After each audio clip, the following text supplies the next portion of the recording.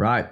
Hello, everybody, and welcome back to the very belated follow up to Dissecting Reality. The last time I did this was 2 years ago. How time flies, with Ira Morphy. And in this series, I'll have a guest on, and we will basically just, as it says on the tin, dissect reality, talk about everything to do with psychonautics, mysticism, spirituality. And today, my guest is the lovely Juliana Grace's Art. Would you like to introduce yourself? Yeah, I'm so grateful to be on here and get to talk to you and explore things on psychedelic subjects and mysticism, all sorts of, in art. I'm a visionary artist with the focus of raising the collective consciousness. So I make a lot of artworks inspired by psychedelics and meditation, especially a lot of art inspired by DMT is is my main niche. And I've been doing YouTube videos talking about psychedelic experiences, especially DMT and 5-MeO. And yeah, just grateful to be here and have a good conversation. Awesome. Yeah, I discovered Juliana's videos through the beauty of the YouTube algorithm. And I noticed, I think I watched your one where it was 5-MeO DMT versus DMT and the differences between them, which was very fascinating because I wanted to ask, I've got a few notes here. I wanted to ask you one question. What are your thoughts on the difference between the natural and the synthetic psychedelics? What because I have my own thoughts on Mhm. them, and it's something that there's a little bit of a. We was talking before we recorded about the war in the camp of the psychonautic niche. And there's a little bit of a war that you see online, whereas some people are like, nah, the synthetics, they cut out the BS. They get straight to source. They just get you to where you want to go. But then there's the other camp who would say that the natural psychedelics have more of a magical, spiritual, almost like earthly feel to them. It taps you more into Gaia, if you know what I mean. Mhm. And I just thought I'd ask you about that. What are your opinions on that domain? Absolutely. Yeah, I don't think there's a right or wrong. I think it's a personal preference thing. Like some people prefer, I don't know, the color blue and some people prefer the color red. Like, it's not like one of them is right or wrong. It's finding out what is one's preference. I would say the majority of people that I've heard discuss this lean towards the all natural side of things like ayahuasca, mushrooms, things like that, peyote. And I haven't met too many people that prefer the molecules, the synthetic, but I prefer I'm one of those people that I prefer molecules. Just for Yeah, me, they work better. And with my system, I find that the natural ones, they're amazing, and I'm really glad I like have had a lot of experience like before doing, for example, vaporized DMT. I'm really glad I started with ayahuasca and the whole ceremony, and especially someone like myself who's from South America, from Colombia, and discovering the indigenous heritage of it and seeing its reverence. I really brought that into working with vaporized DMT. So there is a lot of benefit. I've also, sat with indigenous in my country in Colombia with mushrooms, and it's been absolutely beautiful. I guess for me, it's just if the the natural plant medicines, they feel more earthly, more grounded, but they're also far more digestive. And I yeah, feel like I find myself a lot in those journeys, like with my body, which is great. But I'm a very like astral kind of being, so things like DMT, like vaporized DMT, and LSD and things like that. I find myself much more in other realms, which is what I prefer exploring. So yeah, for me, like those are where I can like kind of let go of the body and find myself exploring these inner realms, which for me are more fascinating. But again, there's no right or wrong. It's just personal preference. What do you feel about it? Yeah, yeah, you really hit the nail on the head there. I fully agree. I don't think there's any. The problem is really if we get down to the brass tacks about the war online between what is right and what is wrong. Is well, there is no right or wrong. This is something I say quite a lot on the channel, and I'm really one of my missions, I guess, is to um, bring some more nuance into the psychedelic experience where every single person, whether you're talking on a material level, genetically, how you wired up genetically, biologically, your level of ego density, you are going to resonate with certain substances more than others. I've seen this with my friends. Seen this in myself, and I personally go deeper with synthetics. A perfect example would be, I mean, I've had many mushroom experiences, and I must attest that yes, there is absolutely an earthly, magical, more. Not that there isn't a mystical experience to the synthetics, which there definitely is, but there is this. That's it. There's an animistic element to naturally occurring psychedelics that occur from the earth.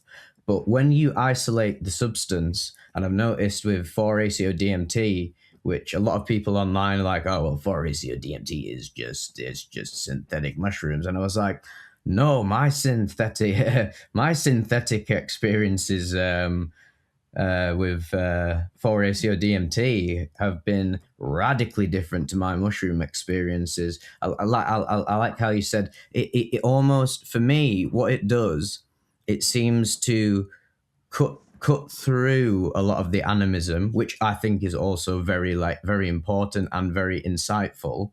But personally, my as a psychonaut, I'm very interested in, yeah, like you say, the astral, the cosmic levels of the psychedelic experience. But there's just as much value in exploring the earthly, animistic elements of the psychedelic experience. So there's it's one size doesn't fit all, does it? Really, it's Mhm. just whatever suits you, and I think people need to really acknowledge that.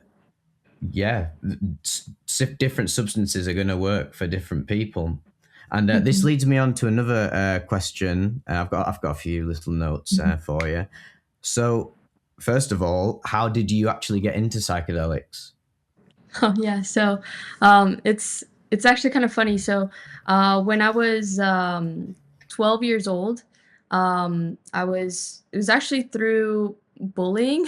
I was getting really bullied, and I grew up Catholic, and during the time I went through a really dark period of like dark night of the soul for a little 12-year-old, and I was just like in this like darkness, and I ended up having a lot of nightmares. And from having all these nightmares, eventually I started to wake myself up out of them. I started to realize, hey, these are nightmares. And so I was like atheist. I like kept having these nightmares, but I started to wake myself up out of them. And then instead of waking myself up, I was like, hey, what if instead I start changing them? So I started lucid dreaming without knowing what lucid dreaming was. And I started to fly in my dreams, dance through Saturn's rings, explore galaxies consciously. It's a very magical experience. So very quickly from going hardcore atheist and going through this very dark period, I almost like through the darkness, like a phoenix, found myself having all these mystical experiences as a 12-year-old. And I was like telling my parents, telling my friends, nobody knew about lucid dreaming around me. But then I couldn't deny that there was so much more to life than what people talk about. Cause I'm like, I'm meeting these beings. I'm, conscious of flying and like no one's talking about it. I was like, there's so much more to reality than what people are saying. So I love to read and I just started grabbing all the books on consciousness, which led me to meditation and Eastern philosophy. Because that was my resource, was books. So I read everything I could on consciousness, and ended up with a meditation practice from a very young age, and later yoga practice. And at 16, I was already very informed on psychedelics, and again, that curiosity on consciousness led me to doing LSD at 16, so very young. I'm 30 now. But yes, so I started working with LSD, and that, led to doing ayahuasca, with indigenous and mushrooms, and DMT and 5-MeO and all, these variety of medicines. But I personally really resonated with DMT, vaporized DMT. So that was for Right. a while my large focus, while maintaining also a meditation practice, which has kind of gone hand in hand. My psychedelic journeys, grounding them in meditation. But yeah, so it was through a very dark night of the soul that I ended up starting my spiritual journey, which led to my psychedelic journey. That was a great answer, because that also tied into another question I had, because I was going to ask you, were you brought up in a religious background, and you mentioned that it was a Catholic background, which is Mhm. very interesting. Yeah, now I'm mostly, I guess, I consider myself spiritual. Like I feel like I can go to any type of religious center, and as long as there's love and good Yeah. good frequency, I can vibe. But if someone was looking at me from an outer perspective, they would largely consider me Buddhist, because I do a lot of meditation retreats, and practice a lot of the Buddhist teachings. I also really love Hinduism. In the DMT realms, I've interacted with a lot of the Hindu deities and have done a whole Mm. Hindu series. But yeah, I enjoy all the Eastern philosophies. Yes. Yes, I agree. I resonate with all the religions. I don't subscribe to them. I wouldn't Mm-hmm. say that I am this. Mm-hmm. I just say that I'm spiritual. I obtained some form of like spiritual understanding, but I grew up in a well. My parents were, they didn't really care. They were just like, meh, it's probably, they're more agnostic, I guess. But in Yes. England, you go to oftentimes you'll go to a primary school that is affiliated with a church, the Church of England. So Mm-hmm. we was, in a sense, in hindsight, it was actually brainwashing, to be honest, because like every Monday you're doing the hymns, you're doing this, you're doing that, and it's all just because the church has got some affiliation with the school.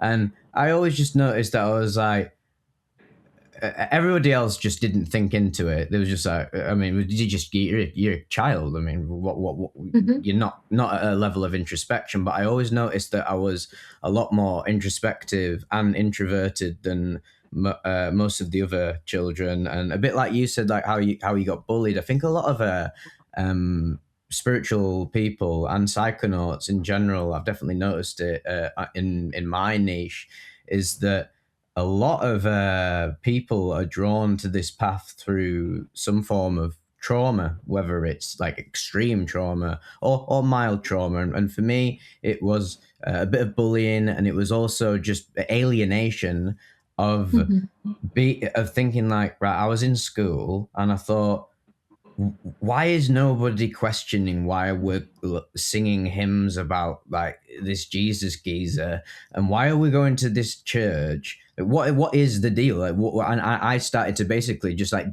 I was deconstructing my reality, but this, it was interesting because then this resulted in the classic adolescent rebellious sort of ego where I was like, well, fuck religion, it's all a load of bullshit because it's wasted my time in primary school. So I became very anti-religious, not just atheistic, very anti-religious.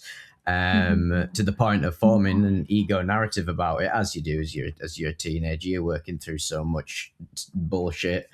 And for me, really where it all began was well, not where it all began, but where I was thrust into direct consciousness of uh, non-duality and the spiritual realm.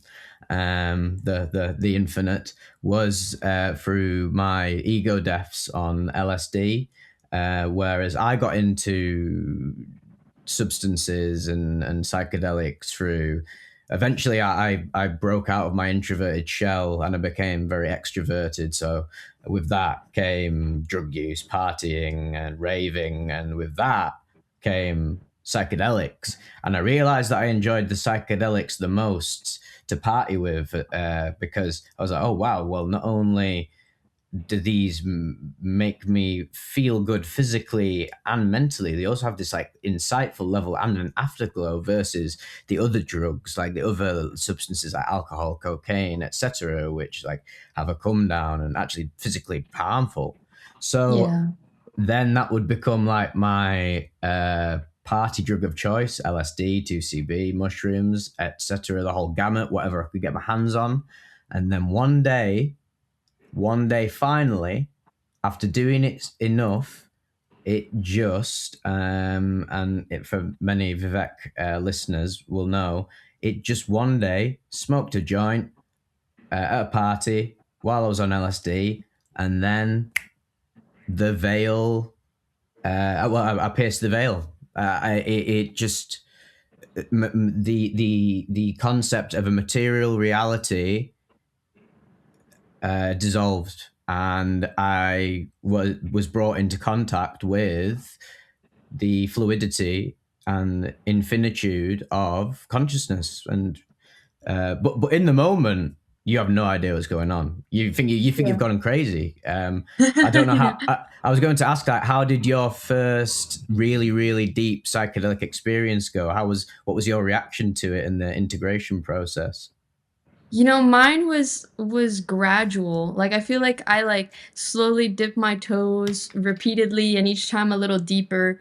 The first time that I did LSD, I felt this infinite light, but it was, like, kinda just a little taste. Then gradually Hmm. on mushrooms, meditating on mushrooms, when I was, like, 17, I started to drop into what I, at the time, described as going to the place I was before I was born and will go after I die.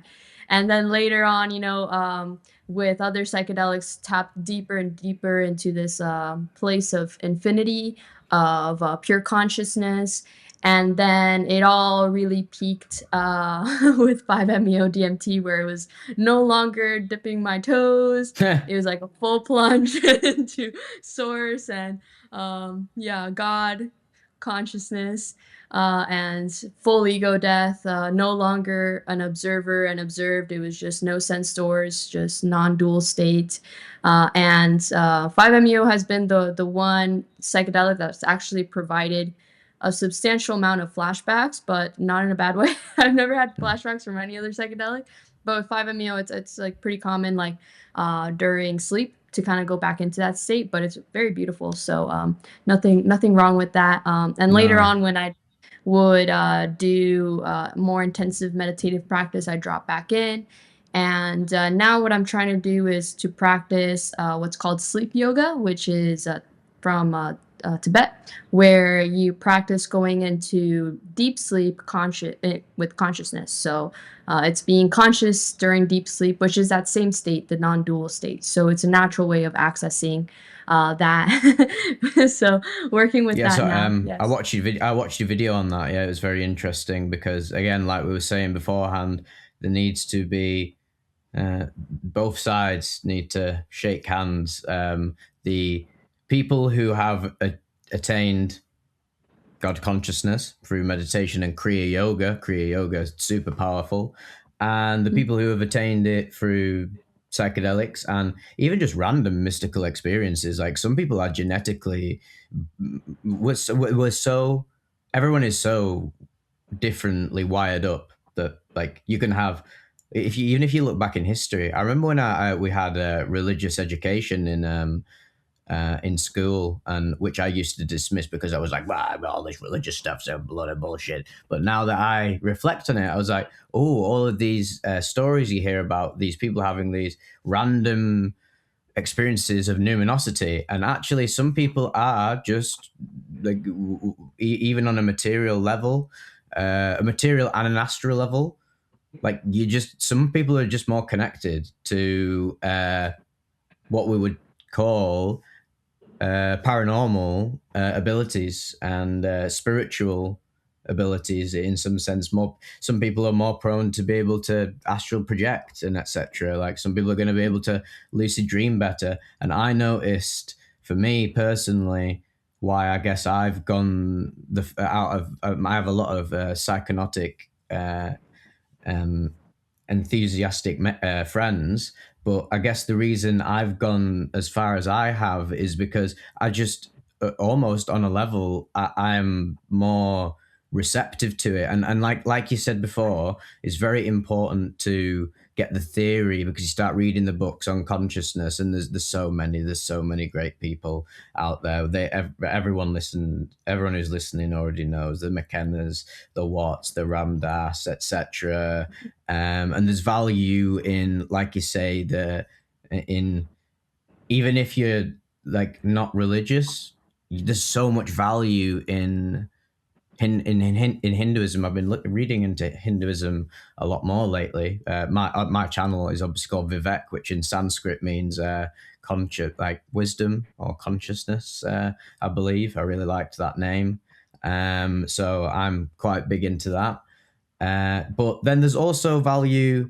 What's interesting is that you can combine the Eastern religious ideas with the Western religious ones. And the Western religious ones, whilst they can be a lot more like brutal and a lot more sort of like fantastical, I think you can combine both of them together to gain quite a deeper understanding. And it's interesting when I talk to people who've had psychedelic experiences that come from religious backgrounds, and uh, they'll have, like you said, experiences of Hindu deities. What Hindu deities have you met on your psychedelic experiences?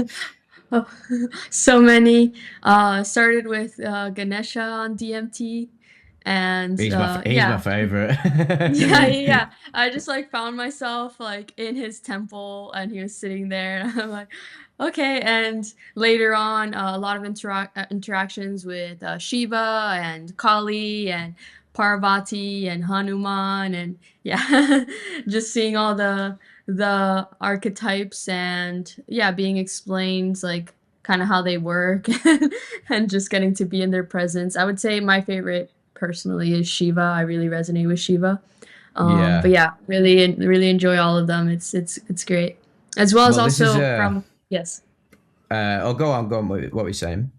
Oh, and not only the Hindu deities, but also a lot of experiences with Buddha from Buddhism. So yes. Mm. This is a very meaty question, and I think this is another one that people again in the psychonautic field they lose their heads around, right? So this is the big debate, isn't it? It's like when you go to these realms, there is there's some people argue is it a projection of subconscious cultural programming or your shadow, your anima, etc., or are you actually visiting the realms of these deities? And I have my own opinions on that, and I think it's a lot more nuanced than just, again, like we've been saying from the beginning, this whole stuff is so complicated. It's not just right, this is the explanation or this is the explanation. It is often a very like wibbly wobbly mixture of both. But what are your personal beliefs on that? Do you think you go into these realms? I believe I do. Yes, yes. I think they're Yeah. actual realms. That's my own opinion. Of course, it's really hard to prove that with science, at least currently. Like, technically, for example, science right now can't even really solidify a thought. We can measure these, interactions and changes in the brain, but an actual thought and like be able to pick up like exactly what someone's thinking, science has yet to catch up with that. So but we know that I'm having thoughts, you're having thoughts. we know it's a real thing, but we can't put it under a microscope. So now we're talking about putting these other realms and psychedelic experiences under a microscope. We still have such a long way, and maybe even it's impossible potentially. At least there's many, many more years for science to catch up. So it's really left to personal experience. And I would say that a lot of people that have never tried psychedelics are very quick to say, oh, they're just hallucinations. But for people that have had a lot of psychedelic experiences, will often feel like myself that these are other realms, especially as an artist, as someone who very frequently depicts these realms. The amount of people that have told me I've gone to that exact same place is kind of fascinating, where I've like seen something very specific. I paint it, and then I'll be hanging out with friends. They'll be talking about their psychedelic experiences. They'll start to describe something, and I'll be like, "Oh, wait, let me show you this." And they're like, "That's it." And I'm like, "Yeah, I saw it too." So it's like there's a lot of this overlap. Of course, there can be debates whether, humans have a tendency to hallucinate similar things, but being in that experience, there's a type of divinity and a type of remembrance that for me is undeniable. Awesome, awesome. Yeah, I really like how you articulated it there. And it must be said that the problem what I have when people say, well, science says this, science says that, is like science is one lens of looking at the experience of consciousness. Like, come on, man, let's just fucking let's cut the bullshit. Like science has got a long way to go. It's not the be all and end all. There's a lot of dogma in science, and I know it triggers people, but you know what? It's got to be said. And like I value a lot of the scientific element of the psychedelic experience, but at the end of the day, at the end of the day, let's just get down to it. Like reality, consciousness is infinite. If it's sorry, Vivec listeners who get a bit triggered, but like, what am I doing with the channel? What are you doing? Like, eventually, you pierce the veil, you grok it, you get it, you realize it's infinite, and it's God expressing itself in infinite ways, and that's how we have this conversation here. That's how it works, and it's the beauty, and it's the magic, and it's the mystery of life. And what's if I was to tie that back into psychedelics, I would say that yes, there is an element of like, okay, right, if you was brought up in, I mean, let's even just use it in in a historical antiquity lens. In back in the day in India, they had soma, didn't they? That they had that substance, and this is what allowed them to commune with the deities in the realms that they would then end up like channeling and bringing back from the astral and forming the earthly religions in the material plane of our realm. Versus you go to the Amazon and you've got all the stuff going on over there, like Quetzalcoatl. In Japan, you've got the Shinto. There is so many different methods to access these realms on Earth through different lenses, and that's why all of the earthly religions, this is just my opinion, I guess, but this is just from my like experience of studying reality, is that there's so much variety on Earth that some people are more attuned to different realms. So in India, you're gonna get people who have more experiences of Hindu deities, but even if you don't come from like you say, you didn't come from a Hindu background, but you have in somewhere in your soul journey, or whatever you want to call it. If we'll go get a bit woo woo, which I love to do, you clearly have some sort of attunement, affinity, or connection to the realms of the deities that the Hindus just happen to attach to and worship and etc. So it's not just as simple as cultural programming, even though I think that it can be part of the experience. And sorry for going on for so long, but you brought up so many good points. But what you said about hallucination, I mean, fucking hell, excuse my French, but hallucination, like, what is this? Yeah. This is the greatest hallucination of all time. And when you take DMT, and you'll know, won't you? When you take DMT, how I describe DMT, right? I've not actually. To be honest, I think I have broken through, but it was so shocking that like it sort of just faded into like obscurity. I've had many experiences with it, and we'll talk later on about 5-MeO DMT. I really want to pick your brain about it. But with DMT, what happens to me is basically it amplifies the fluidity of consciousness by like, I mean, tenfold, not even tenfold. There's no number. It takes the dial and it switches it up, and it amplifies the weirdness of everything. Everything becomes animated and alive rather than static. Like this bottle, if I'm on DMT, literally becomes animated, doesn't it? Because you then start to have the insight that the bottle is not a object. It's you. It is, isn't it? It's you. That probably lost a lot of people, but if you know, if you've been there, you know what we're on about. Yeah, that's quite a tangent, but I hope that made sense. Yes. And we're a good tea. I love that brand. I was gonna Yeah. say, I knew you was coming on, and I had it in my fridge because I got this Oriental shop. Just for listeners, me and Juliana, when we connected, we was talking. She posted on a story about these teas you get in Japan, and my God, I if there's one thing I am addicted to in this earthly plane, fucking hell, it's This tea. is tea. I love tea. Yeah. It's just it does something to me. The ritualistic element of it.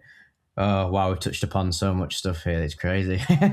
Really, our dissecting reality. Um, what other question? Right. To let it got a bit. We got seriously deep there. Let's bring it back for let's get grounded. Um, Yes. when did were you always quite artsy as a child? Were you always drawn to drawing and art, or was this something that came later on in life? Yeah, so I was always making art because I would say I grew up largely between Colombia and the United States, moving back and forth every couple years. So I'd be speaking Spanish and then I'd be speaking English. Since the age of 3, I started moving back and forth. So as you can imagine, I was a very confused child, being in school over there for a couple years and school over another spot for a couple years.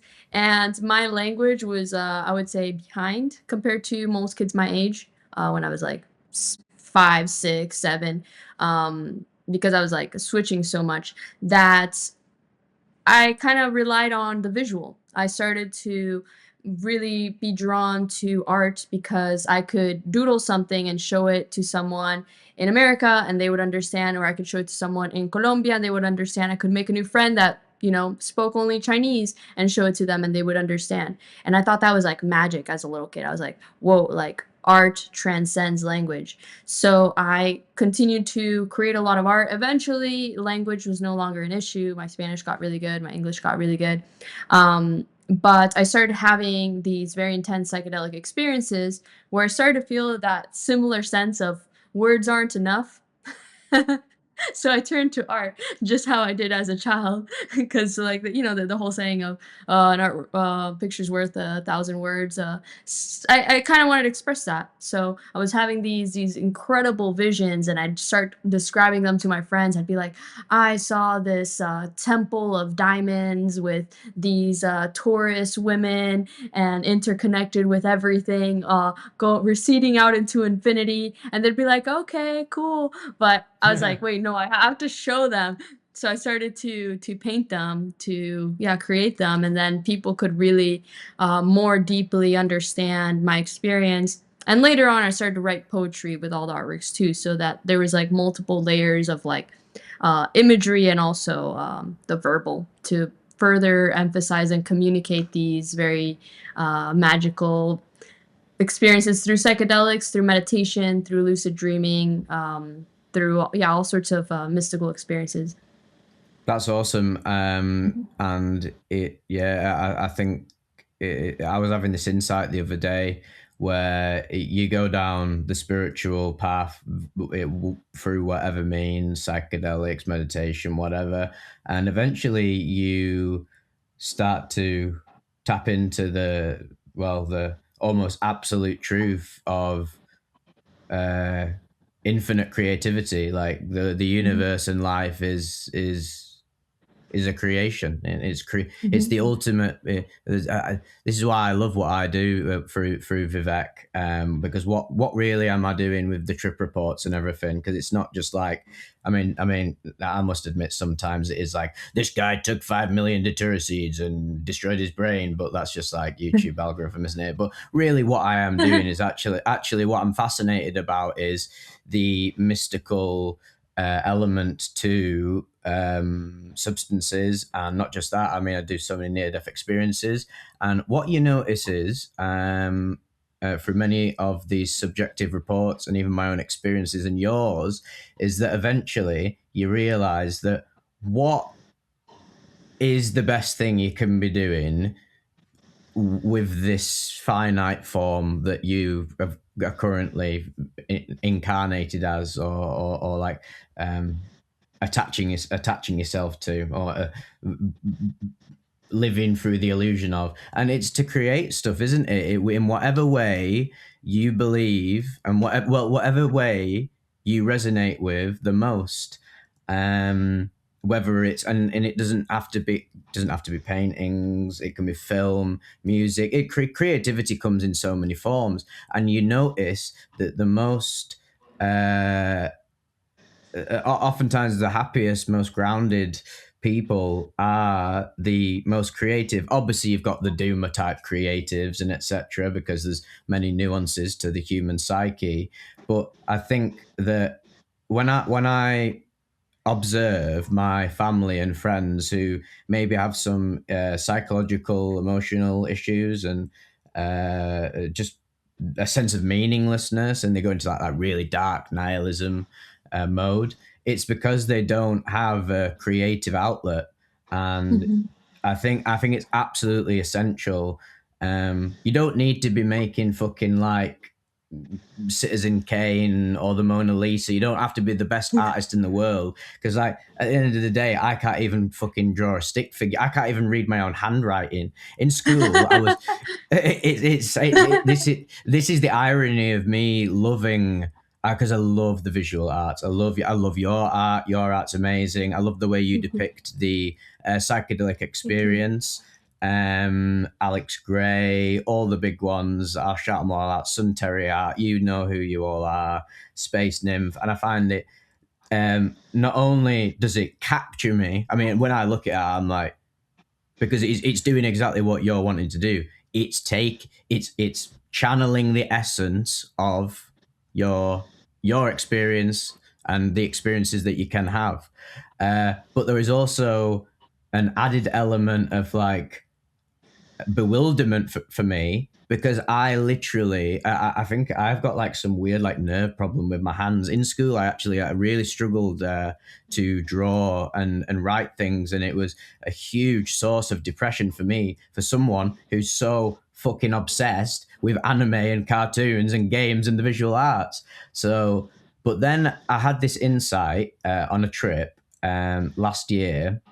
It was on 2CB is one of my favorite psychedelics. So I don't know if have you ever tried 2CB before? I've not. No. Have you ever tried mescaline or like peyote? I have, yeah, I've tried peyote, yes. Yes, That but small quantities. Hasn't been one I've worked with a lot. Yes. because I've never tried mescaline or peyote, but your mate Tom, another psychonaut goat on this scene, he told me, and I didn't know this, that 2CB molecularly and even effects wise is very similar. You could say that 2CB is the synthetic form of like peyote, even though I know mescaline is, Mm. but they're very similar. and I experimented a lot with 2CB. I also use. I also think it's the greatest party drug of all time. But I had this insight where I thought I was doing like a lot of shadow work about my deficiency. I was like, I always had this shadow element of like, for fuck's sake, why can't I just? I want to draw. I want to make mangas. I want to make comic books. I want to make art and everything. But then I was like, I had this eureka moment when I thought, well, stop thinking about it so autistically. No offense to fellow autists, because I literally am one, so that can't call me out for that. But I was thinking about it. Autistically, I was like, oh well, if I can't draw, I'm not a real artist. Blah blah blah. But actually, art comes in so many different forms. And the way I guess my art is, I do that is, I mean, my voice through the channel. That's an expression. Acting is a form of art. Dance. It's not just as narrow as being able to Mhm. draw, but I must say, do you think for someone like me who struggles drawing, do you think, even though I didn't get into it as a kid, do you reckon there's still room to actually carve that skill out? Absolutely. I strongly believe that you can, especially, you know what I highly recommend is go to some of the fanciest museums and some of the like latest fine art. Like for example, Art Basel in Miami. If you go through it, you'll see what is considered fine art, and there's rags nailed to the wall. Oh yeah, yeah, There's stuff like that. scribbles, and they're going for ridiculous amounts of money. There's I was there the year of the famous banana duct tape to the wall. Oh I yeah, the got to see classic. it. Yeah, so like what is fine art or good art is extremely subjective. So I would say even it honestly, the fine art world would love that if you have something happening with your hand but you refuse to stop and you still make art and you express yourself, someone's gonna love it if you're like confident enough to show it. You know, of course, if you want to make like very technical realism and things like that, then you know it is a skill that one can learn. Especially there's ways of like steadying the hand, such as using a what's called a mala stick. So it like kind of steadies the hand. You put a little stick, and things like that. But Mm. art comes, even like visual art comes in so many different forms. Like, you know, we have Jackson Pollock just throwing paint and their Yeah, masterpieces. So it's like it yeah, can come yeah, in so many ways, you know, and you can take bits of clay and sculpt, or you can like have your scribbles and talk about how it's like because of your hand, and that has an art like a story to it that is very fascinating. So the question is like, can you make art? Absolutely. Can you make even art that goes for a lot of money, that's very famous, that's very touching? Absolutely. Now the question of like whether you can make very technically realistic art or like highly detailed art, that's a different, you know, thing, and that requires, you know, more time and effort. But yeah, it's whatever you prefer. Yes. yeah.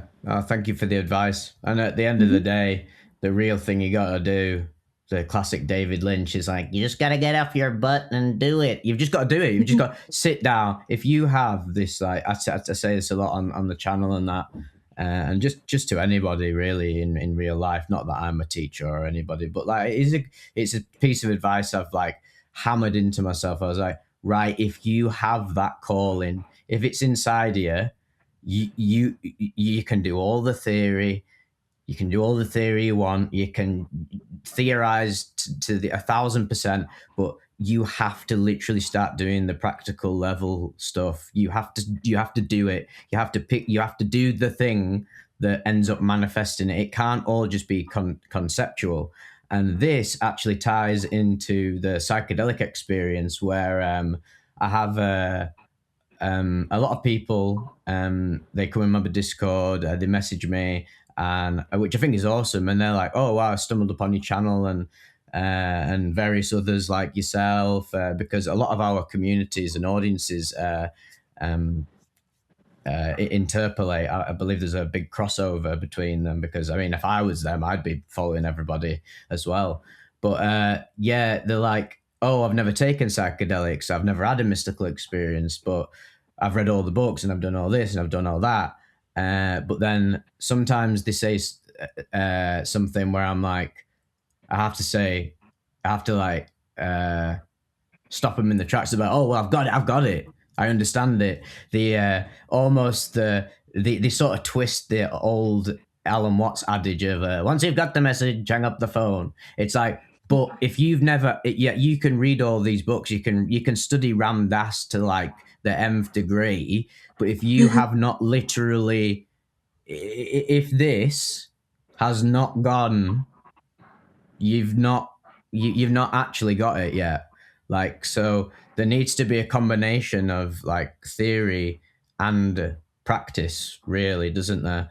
And this leads me into my, I was going to ask you about 5-MeO DMT. Now this is where like what this is one of my deficiencies in a not a deficiency, but I don't have the actual first direct hand knowledge of it. So I'm fascinated by 5-MeO DMT. I know all about it conceptually, theoretically. It's my favorite thing to report on the channel. It's oftentimes the most popular reports that I share on the channel. And it was really the one where I was like, this is the psychedelic that really cut through the bullshit, if you want to use that term. That gets you to source. But I've never actually had that experience. So yeah, how would you describe, how would you even articulate that? How many times have you done 5-MeO DMT? Just tell me everything about Yes, so MeO. it's truly the psychedelic, like so many psychedelics are beyond language, but this one it's like so far removed from any other experience. And the thing is, I'm not saying that 5-MeO owns this space of the non-dual of pure consciousness. Of course, for example, you've experienced it and never done 5-MeO, but you've experienced that pure consciousness state. So, and I believe also through very deep meditation and other practices, one can access it. It's almost like, there's this building, and it takes you through different frequencies of the different realms, and there is Mm, uh, an elevator, and these different substances have the chances to take you to a certain floor. Now, 5-MeO, most of the time for most people, takes them to the top floor, but there's yeah, other ways of accessing it. And it doesn't always take you there, because I've also seen other people who have had very visual, more like regular DMT or mushroom like experiences on 5-MeO. yeah, So it's not always the case, but I would say its full expression, its place it has a tendency to take people is that pure consciousness, non-dual states.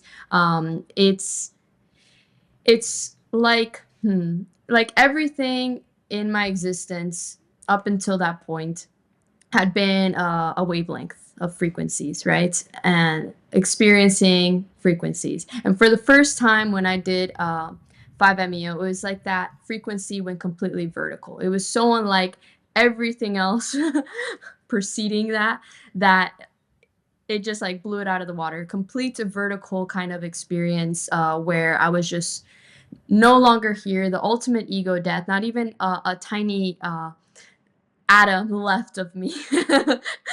And the concept of an observer observing something. So like even on very intense, oftentimes mushroom experiences, DMT experiences, there's still something we are observing. Even if we're experiencing this ego death, we're seeing these colors, and there's someone seeing seeing something.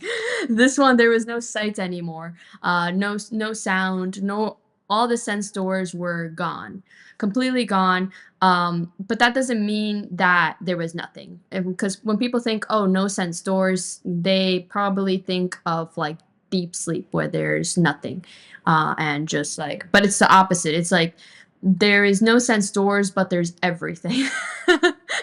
Which is very hard to wrap your head around conceptually if you have it, someone hasn't that's why it's experienced so that. But fascinating.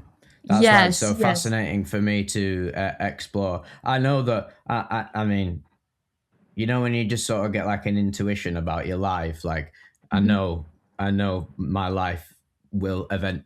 They say this about DMT as well, but it finds you. You don't often mhm. find it, it finds you. there's been many funny just on a little tangent. There's been many funny experiences with me and DMT where I've I've had access to it, found it, and then something just weird, some weird little synchronistic like accident happens. Like, oh, my mate went to go and pick up the DMT off the guy, and then on the way there, he tripped and fell in a puddle, and the DMT got soaked. And like for him, he's just like, well, I just fucking tripped over, didn't I? Because my shoelaces were undone. And I'm like, no, you tripped up because the higher order level of things was like, you guys are not ready because you're going to abuse it. And now I've got to a point now where I'm using DMT and I'm really respecting it. And I'm 28 years old now. I'm past the teenage years. Like when I first took DMT, it was very much I'd have it. Like I'd just get offered it at parties and random situations, and it would just be like, oh, this is just a peak tryptamine experience for like 15 minutes. But now, after 10 years of not only psychedelic experiences, mystical experiences, ego deaths, and meditation, and all the other mindfulness activities, which I'm sure you'll agree has a synergistic effect. Now my relationship with DMT is deepening, and I believe that the psychedelic experience, the more you work with it, the more you get out of it. A bit like art, isn't it? It's like the more art you create, or like mastery. It's like the more hours you put into something, the more layers you will uncover of it. It'll get deeper and deeper and deeper. But to tie it back to the 5-MeO DMT, I know that that's going to find me at some point. Even though I have had these like 5-MeO DMT type experiences before, my deepest experience was on 4-ACO DMT, where I actually I had an overdose on it. I didn't actually mean to take this much. I took 90 milligrams of it because I had these chocolates, and the guy who gave me them, he wasn't replying fast enough, and I have ADHD, so I'm so impatient. And I was like, for fuck's sake, will he just tell me how much is in these chocolates? And I was like, oh, it's got to be 10 milligrams each, hasn't it? So I had 3 of them, and I was like, right, 30 milligrams. We'll have a solid trip. And then after I'd gobbled the third one, he was like, yeah, there's 30 milligrams in each one of them. And like my heart just sank, and I was like, oh man. I was like, oh shit, this is it. This is the moment. And then I was like, nah, I'll be all right. Nah, it's not going to kick in. Ego starts flaring up because I didn't do any of the preparation. And that's another thing we'll talk about how important preparation is. And I was just taking it like on my couch, ready to watch a film and get a bit trippy. And I remember watching this film as an anime called Tokyo Godfathers, really great film. And I'm just sat there, it's not kicking in. And before you know it, the screen, this is very interesting aspect. I don't know if you've watched films on psychedelics before, but you're not watching a thing that has been made by a human. You're looking into another like realm, or like that's how I perceive it. You're looking into another realm of existence, and they was coming out of the screen, and then I was like, oh shit, no, right, okay, let's go ground myself. Okay, this is just gonna get weirder and weirder. I went upstairs and I did a bit of meditating, and then I was like, okay, I know what's going down now. I've accepted it. I've accepted my fate. And I can't, but I was trying to distract myself. I was like, watch a YouTube video that'll distract you, and that just got trippier and trippier, but in a negative way. Buckle up. yeah. It was the whole experience was telling me, it was like, look, right, if you keep distracting yourself, you're gonna be writing one of them era with bad trip reports at the end of this. So then I was like, right, no, tap him, and I just sat down and I surrendered, and then it was a very visual experience. It wasn't quite like the white light singularity of 5-MeO DMT, but it was a complete, like you said, there was no atom left of the ego that I am, and it is ineffable. But I had this experience. I felt like my consciousness was at the level of a galaxy, and I had this. It was the first time and only time I've had the experience of encountering an entity that wasn't it wasn't like how McKenna would describe as like literally like a fucking dancing goblin machine elf or whatever, like that's in front of me.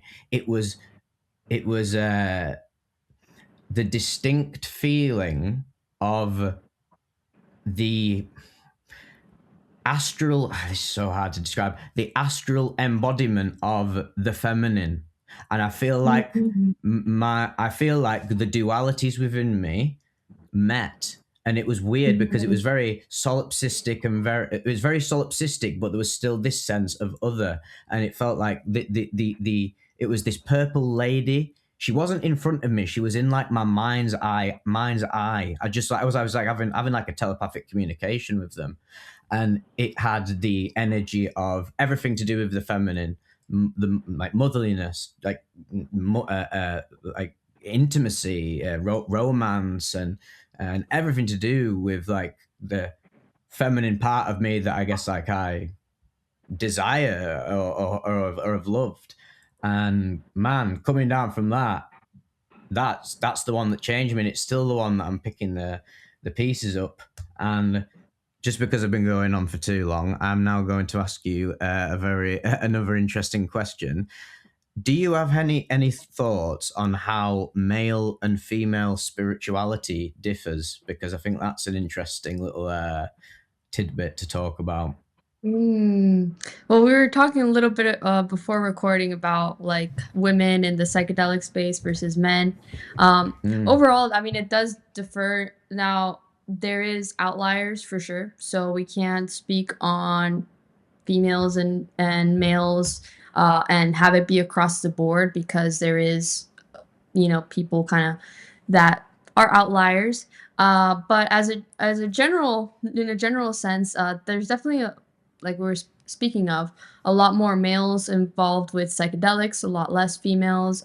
Female spirituality is often more yoga based and maybe tantra based or earthly based or maybe a little bit of meditation. But I would say as a whole, it's usually um, the things that seem more intense or riskier, usually the men have a tendency to dive Hmm. deeper into. That's maybe why, especially like psychedelic experiences, do make people nervous and are intense. So I think that's why maybe not as many females are openly speaking of. There is, of course, like myself and many others that do, but for example, like I don't know, 5-MeO. If you tell a lot of women, "Hey, this is the most powerful psychedelic on earth," and it's going to be like the ultimate roller coaster and ultimate adrenaline rush of complete ego death, a lot of them are gonna be like, "No, thank you," right? Yeah, yeah, Whereas a lot of guys would be like, "Oh, okay." I mean, you know, yeah, even though a yeah. lot of guys would say no, also, but also maybe more would be like, "Hmm," Well, So you know that's what that's I would yes. that's like a psychological element to males and females is that males character like very masculine, but like you said, as we know now, there's it's not as black and white. Yeah. The masculine and feminine psychology and the spiritual energies and etc. Whatever you Mhm. want to call it, but let's say the very masculine man is gonna be more like I always forget which brain it is. It's whatever the logical brain is, the right brain or the left brain, whatever. They operate more from that type of the brain that is more logical, rational, almost autistic in a sense. So they're like, "Ooh, 5-MeO DMT is going to let me understand the secrets of the universe. Yeah, let's Yeah, and definitely more do risk that." tolerance. Far more Yeah, risk yeah. tolerance. I mean, that's really the big differentiation as a whole, I would say, for for trying to be general. Of course, not always the case, but I No. mean that's the thing about men. They go out to war and they like do intense stuff, and they're the ones doing all the risky stuff. So psychedelics are risky, so they're Yeah, yeah. psychologically risky. So of course, more or more intense um yeah, sort of spiritual experiences, like the really hardcore meditation retreats or things like that. Basically, the more risk, the more, guys you're gonna get. And the softer, safer things, the more women usually have a tendency to lean on. Because, we that's just more of our nature, but it's not always the case. Like myself, who I love doing all the crazy psychedelics because I find it fascinating. And I think it really comes from a place of knowing that the the foundation of the universe is this incredibly loving, safe space, Mm, and knowing that deep in my heart I have good intentions and I am a good person. So like I'm happy to dive deep into these very intense experiences because I know I'm going to be greeted with love. So yes.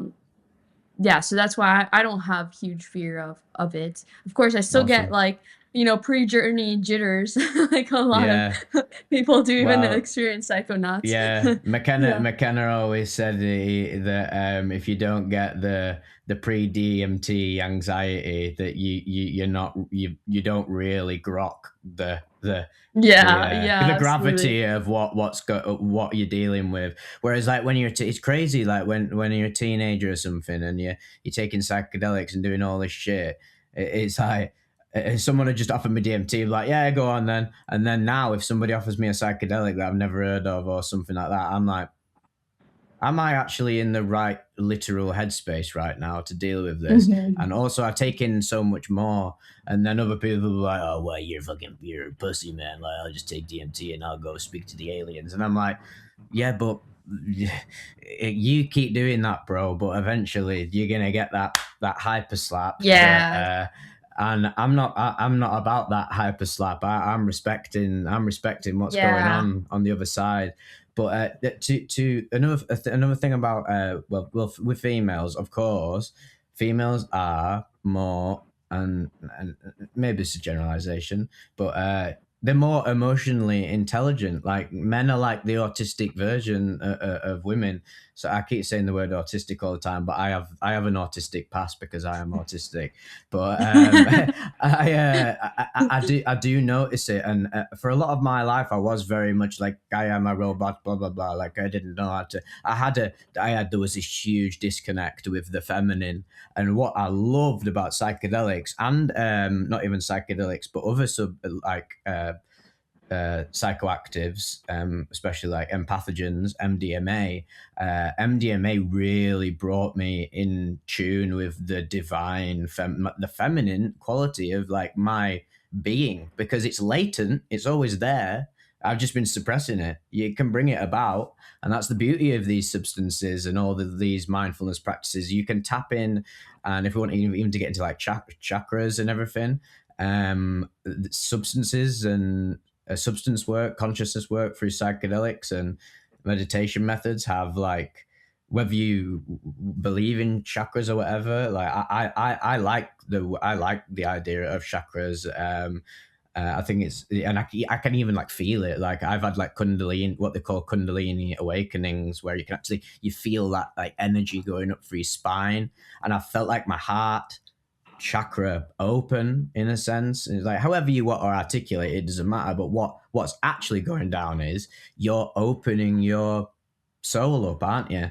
And the man, I think this is why I've met a lot of female psychonauts, and they love mushrooms, they love ayahuasca, they love like the animistic, like emotional, magical elements of it. Whereas a lot of my computer nerd mates, they're all about LSD and they're about like fucking 4HOMET and the mad dissociative synthetics, and it's just whatever you're attuned to. But as we were saying, like a while ago, it's important to explore all the different areas of the psychedelic experience because you as an individual everyone's got their own shadow, haven't they, that they need to work through. And what is going to be the best thing that helps you work through that? And from what I gather from you, Juliana, is you definitely, and what draws me to you, and I think a lot of people are drawn to you. You do have this. Obviously, you are a lady, but you have I feel like you have a balance of the masculine and feminine energies, which is really awesome, and I think that's what draws a lot of people to you.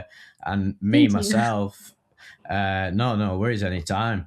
And me myself, even just in my own personal journey, because like I mean, I don't want to, I'm not like saying like, oh look at me, I've fucking attained balance or whatever, but just like me as a person on my own personal development journey, it doesn't matter about showing anybody else, but like me, literally, the biggest part of my spiritual journey has been breaking out of that solid masculine dense core, even though I was never like, I wasn't like the Chad in school. I wasn't going around like smashing people's heads in.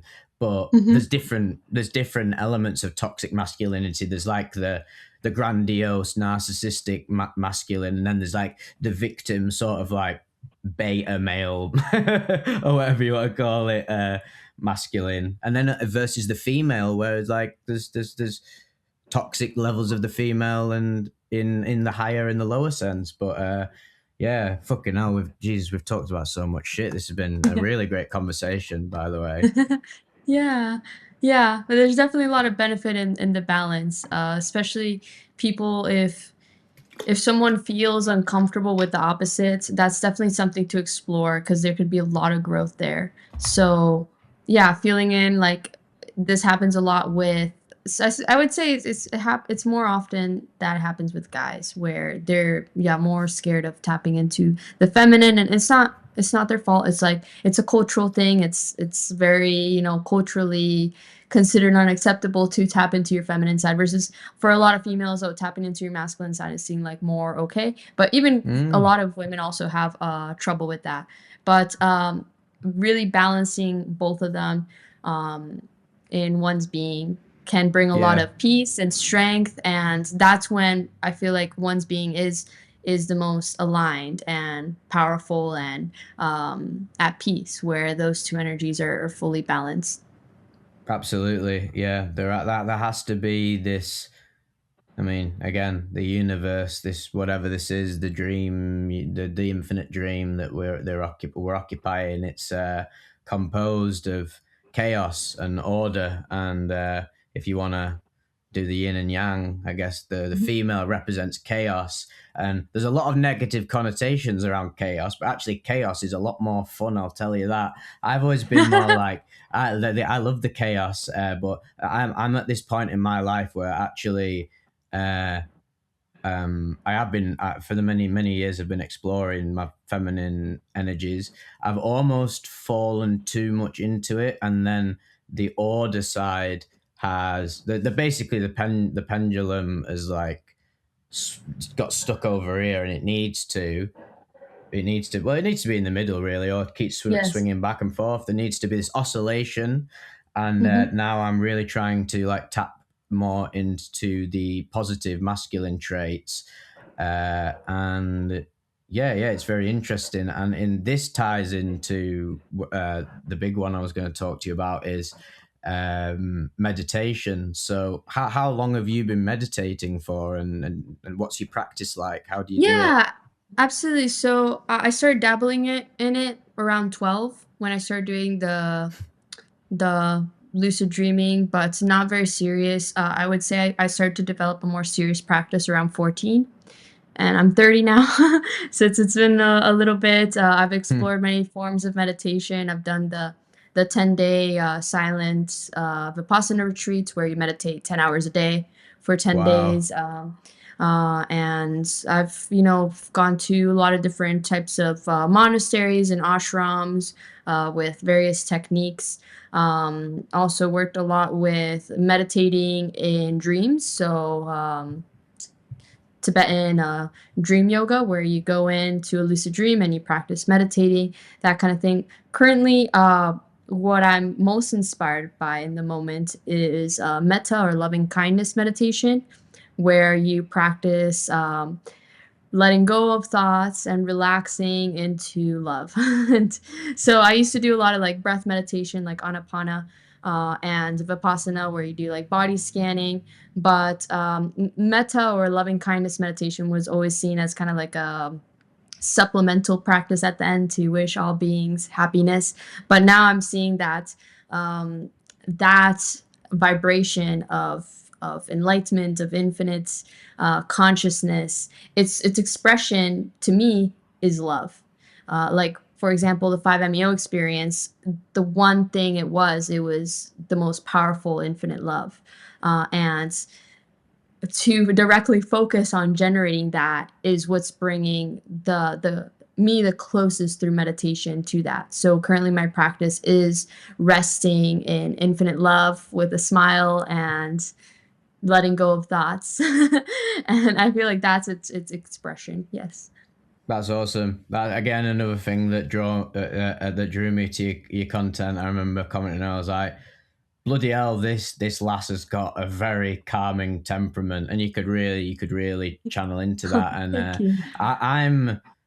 I'm a huge advocate of everything you're saying, and I think I still have a lot of shadow work to do. I've always been, and also I'm from the UK. There's a disease. There's a conscious or mental virus in England where that we're so cynical. I think we have a lot of like cosmic shadow work to do because we're basically like enslaved the world, and like within us we are very cynical. We can be quite like hard boiled. We're not and I can fall into this as well.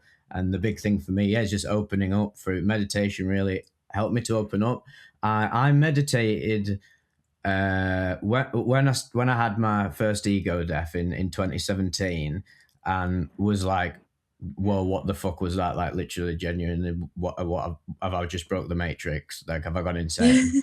Um, and then my other friend had done the same a few months earlier. He'd had an ego death, and we was like, I mean, we didn't even know what an ego death was, but then we finally found out through going online, and thank God for people online, and not even online, but like people have known about this forever. So we finally pieced it together. It's like, okay, right, we had this experience, and then I thought, okay, how can I integrate this and also amplify it for the future?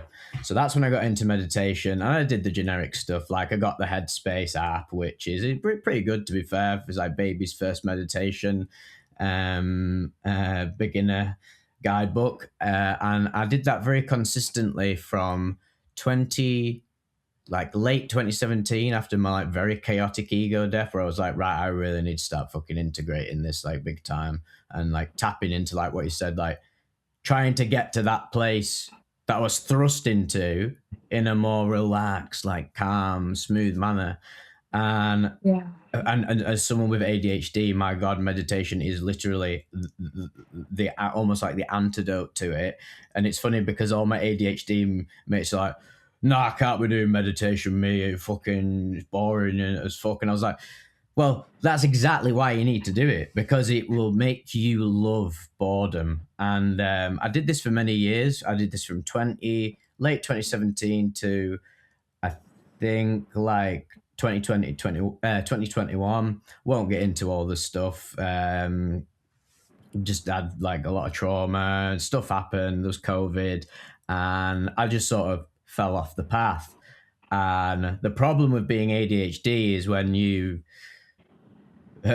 when you break a habit, fuck me, that habit gets broken into a million pieces, and you just forget about it. Like, and then you start developing these ego. I stopped using psychedelics for a bit, also due to COVID. The access to psychedelics was very difficult, and so I fell off the path, and I noticed my ego solidifying, and I noticed a lot more Mm. like darker narcissistic shadow complexes start to arise. Not in anything like super toxic. I wasn't going around like smashing people's heads in or whatever. But I was like, I just noticed myself becoming more narcissistic and less. And I noticed myself projecting more, and I had a partner at the time, and I projected on them. And of course, when you're in that such an ego, when you're that dense, you're projecting because you don't want to own up to your own, like, you don't want to open up because that's the most hurtful, like painful thing to do. But then recently gotten back into psychedelics after doing a lot more material work on myself, because I realized there was a lot of like pieces to pick up from the fallout of like my trauma a few years ago. And when I was in Japan, I thought, right, I was so inspired by going to the Shinto shrines and going to, I mean, one of the best places for meditation, the Eastern world, and I finally got back into it, and it was so funny because when I remember my first session meditating, I was like, "Oh God, fucking hell! You forget how boring this is," and then I realized this is just like I used the analogy of say you've not driven a car in like 5 years, but you know how to drive a car. You got your driver's license. You're qualified, and you get in the car for the first time, and it feels weird, and you're like, oh my God, I don't know how to drive anymore. But then Mhm. after 5 minutes, you're driving like you used to, and that's now Mhm. how my meditation is now. It's like, oh shit, of course I can meditate because I had them years of doing it every day. So to summarize, for any Vivec listeners, and I say this a lot, if you want to get a lot out of your psychedelic experiences, if you want to prepare for them the best way and um, synergize the insights you get in from your psychedelic experiences, synergize them with meditation, and you'll achieve peace, won't you? Really? Absolutely. Yeah, it's such a great way to ground it, to prepare for it, to integrate it. I would say that anybody working heavily with psychedelics, I highly recommend having a solid meditation practice. Yeah, I think it's essential in any form, whatever works for you. Personally, it's quite funny about me. I've got this I was born with this rare disease called Perthes disease. I can't actually do the lotus position because my right leg won't allow me to do it. And I was like, oh, the lotus position looks so. I love the vibe of it. It looks so cool, and I could never do it. And I would always, when I was doing my meditation back in the day, I would try and do it cross-legged in my own little weird way, and it would never work, and I would always be uncomfortable, and that would distract me. Now I meditate. I actually do a meditation. I do an hour's meditation every day, and I combine it with a few other things. I mean, there's many, like we say, everyone's wired up differently. What I've noticed for me, what works is headphones. I get these binaural beats, not the ones that have got all the weird, like they've got the birds chirping and the raindrops. I'm talking like literal, like wom wom wom Simple, wom. yeah. The most simple ones is really good one on YouTube. Actually, I'll link it in the description of this video that I use. It's just 60 minutes of the deepest binaural beats going from the beta, theta, whatever waves, and I just put that in, and I do all my like first 10 minutes of like the basic stuff, the basic headspace, sort of like following the breath, etc. And then for the next 50 minutes it is just like it's boredom with bliss. It's blissful boredom in a sense. This word. That's such a great way of putting it. That's how it feels to me, because again, being like ADHD, so much like dopamine seeking and that. it's been great to shed that really quite toxic element of myself. But what I also do is on top of that, because I do like doing like again a bit of an ADHD. I do like doing it quite a few things at once. I have have you, well, you'll know about this. You know, like in India, they have the bed of nails when they used to relax on the bed of nails. Yes. Um, I don't actually rest on a bed of nails, not just yet, but I'm planning on it because I think I'm getting to that point. I've found these things called Shakti mats, which Oh, they like the rec- acupressure? The yeah, little, like, yeah, spiky ones? Yes. yeah, and I've got one on my bed. That's another thing I'm addicted to in this earthly plane is my Shakti mat. I think I use it a bit too much. My back's like it's like constantly got holes in it. But I meditate on my Shakti mat in I can't remember what the actual meditation position is, but it's a lying down meditation where you have your arms like sort of like wide Corpse. out. Yeah, Is yeah, it like that. corpse? Yeah, Corpse? yeah, Corpse oh, yeah, pose? definitely. Yes. Fucking hell, I definitely look like a corpse. I tell you what, when people walk in and see me on there, like he's Where dead. it's like, Yeah, yeah. he's dead. He's finally dead. And so I get on that, and not only is that so even on a just biological level, the endorphins, and it just feels so nice, and like I sleep in such weird positions, and I wake up and I'm like immediately on the Shakti mat. I get my binaural beats in, and that's my meditation practice. So it doesn't have to be like you don't. There's so many different ones. You don't just have to follow one method, and this goes for anything really. And back to the psychedelics and in life in general, find what works for you because Yeah. we're all so different, even though we're so similar. There's so many different types of meditation, and some people will, like, find one and just be able to go really deep with it. Other people like another one. So if someone's getting into meditation, definitely experiment, watch a lot of different types of guided meditations, and find which one brings you the most peace. There's no right or wrong. Exactly. Yeah, yeah. That's another thing I had to uh, like reroute or like unroute from my like because you entertain these fantasies, don't you? And then you're being an ego and whenever you're like, nah, this is the right way, blah blah blah, or you should be doing it this way. And then actually you're just like, right, just let it go, just relax, and and realize that nah, just experiment with different methods. There's so many different ways to do stuff. If you've done it 10 times and it's not working for you, just try something else. Stop doing Yeah.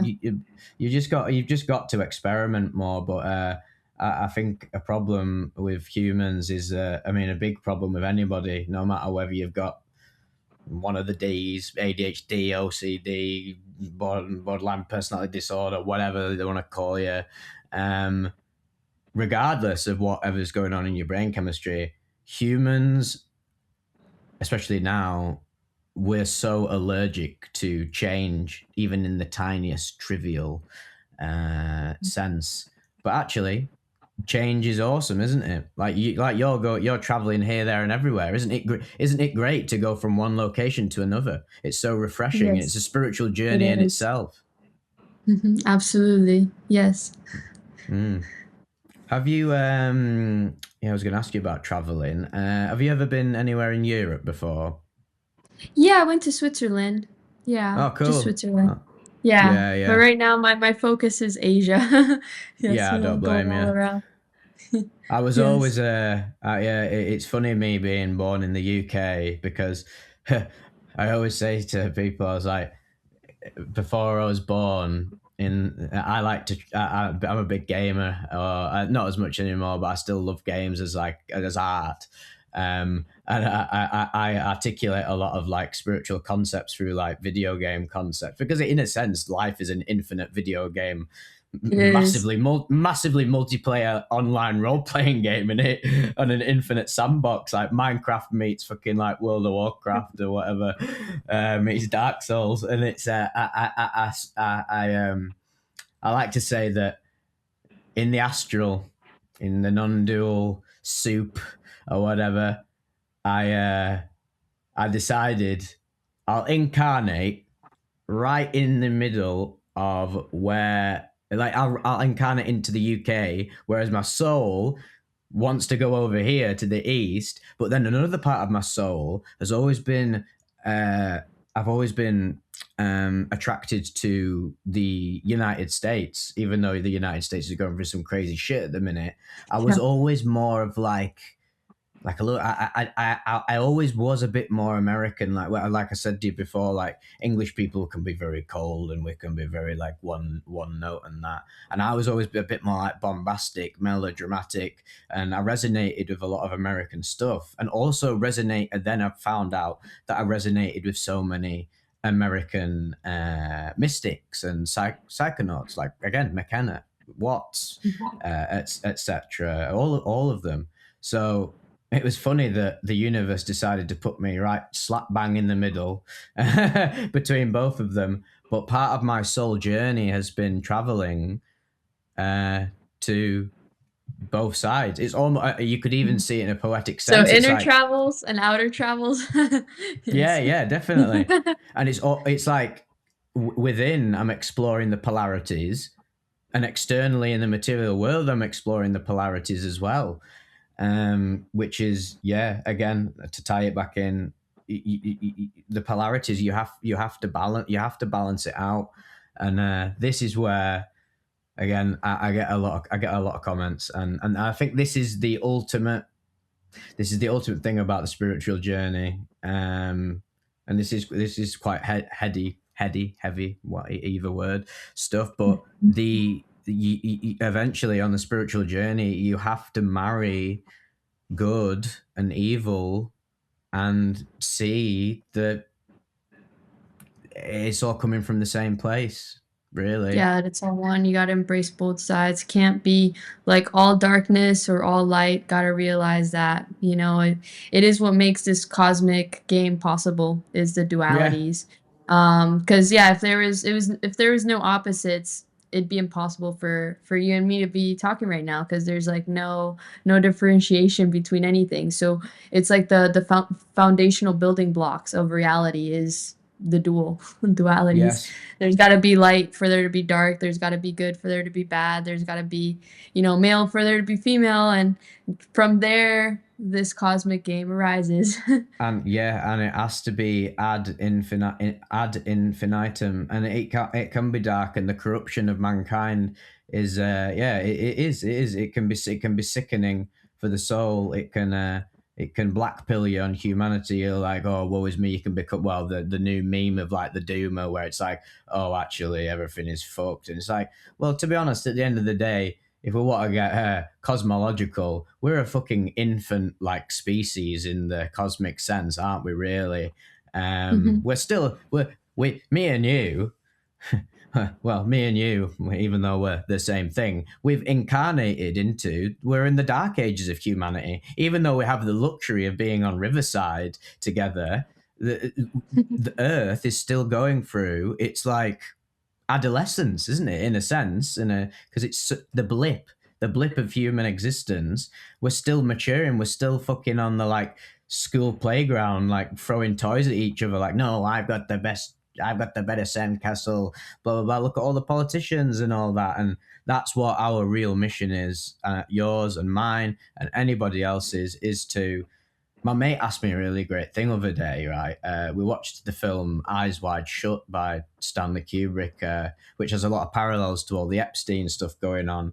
And we was analysing all this and that, and it was quite not a bleak film, but it was a very true film to like the corruption of human beings. And my mate asked me at the end of it when I went on my usual spiel about movies, and he said to me, "Is like, so what do we do? Like what do we actually do to try and like what do we do for the world when it's like this?" And I said to him, and I had to like I said some people in life, like some humans, are going to be like visionary revolutionaries who are going to change, who are going to be the legends, aren't they? um if you're going to be one of them, follow it, do it, fucking get it done is what I'll say. But for the average person, and there is no better or worse than the legendary or the average person, but if you're just a normal person, you just work a job, just do whatever. The best thing you can do is embody love and selflessness the best you can, and have that domino ripple effect affect your little bubble of life. Um, because if everybody did that, wow, we'd be Well maturing a said. lot faster, wouldn't we? Yeah, absolutely. And I think right now it is very easy to get caught up in the idea that the world is very dark. But I like to say that as deep as the roots go, so do the branches. So, as much as there is darkness in this world, there is plenty of light. The thing is that sharing the good doesn't really draw attention. Nah. We Oh, are, I know you know, about that. Yeah. in our tribal mentality, we are far more likely to pay attention to if someone in our tribe was to say, "Hey, there was a tiger over there," everybody would listen. Versus someone said, "Oh, this kid smiled," they'd be like, "Okay, cool," like not much attention.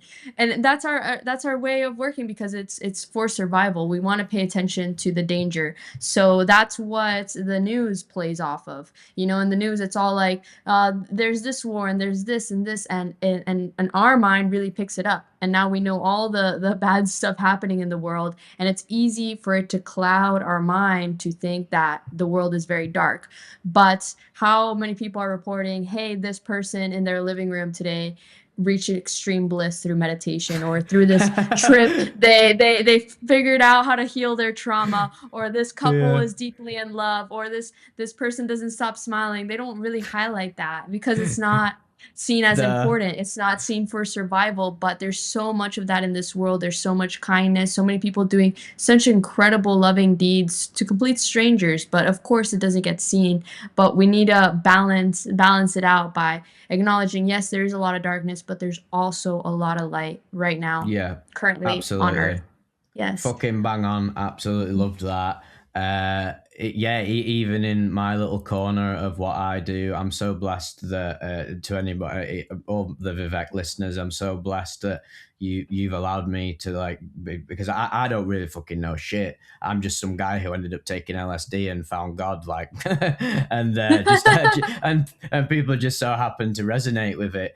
But I am more than the best comments. And you'll get a lot of messages as well like this. Like just the fucking love that you receive, like the emails and the comments, and then there's trolls and whatever. And actually, I have empathy for all the trolls and the negative comments. Like, even though I will play with them a little bit, I'll have like a little bit of fun with them and that. And there are some pathological psychopaths who I can't actually help, but uh I have a lot of deep empathy for them because I'm like, why are they writing these comments? And this is coming from a lot. It's like, oh, there's a great quote I saw of a day. Is like, evil is when God is so asleep, it's literally like completely forgotten, isn't it? And like Mhm. selflessness is when God's starting to realize, ah, shit, well, I'm fucking starting to wake up now, finally, thank God. And that's when you start like having to work for all the shitty behaviors. But what, like you say, the beauty of like what we do is like someone emails me like, oh, I listened to one of your trip reports that like described like infinite consciousness and the non-dual nature of life and the way you articulate the the marriage of good and evil and seeing it as all like capital L love, as the like spiritual people would put it. And I'm like, well, this is fucking awesome. This is happening in my like corner of reality. Don't worry about the noise that's going on out there. Like obviously we know the world right now. We know it's going crazy, like with certain people, and the Middle East is firing off and all that. I don't like to too political, but you have to remember that because you are this, you are almost trapped in your little solipsistic bubble. You have to do the best within your own uh, cone of experience, your domain. And yeah, maybe some of you might end up going and being revolutionaries and etc., which that is fucking awesome because I think that's also important as well.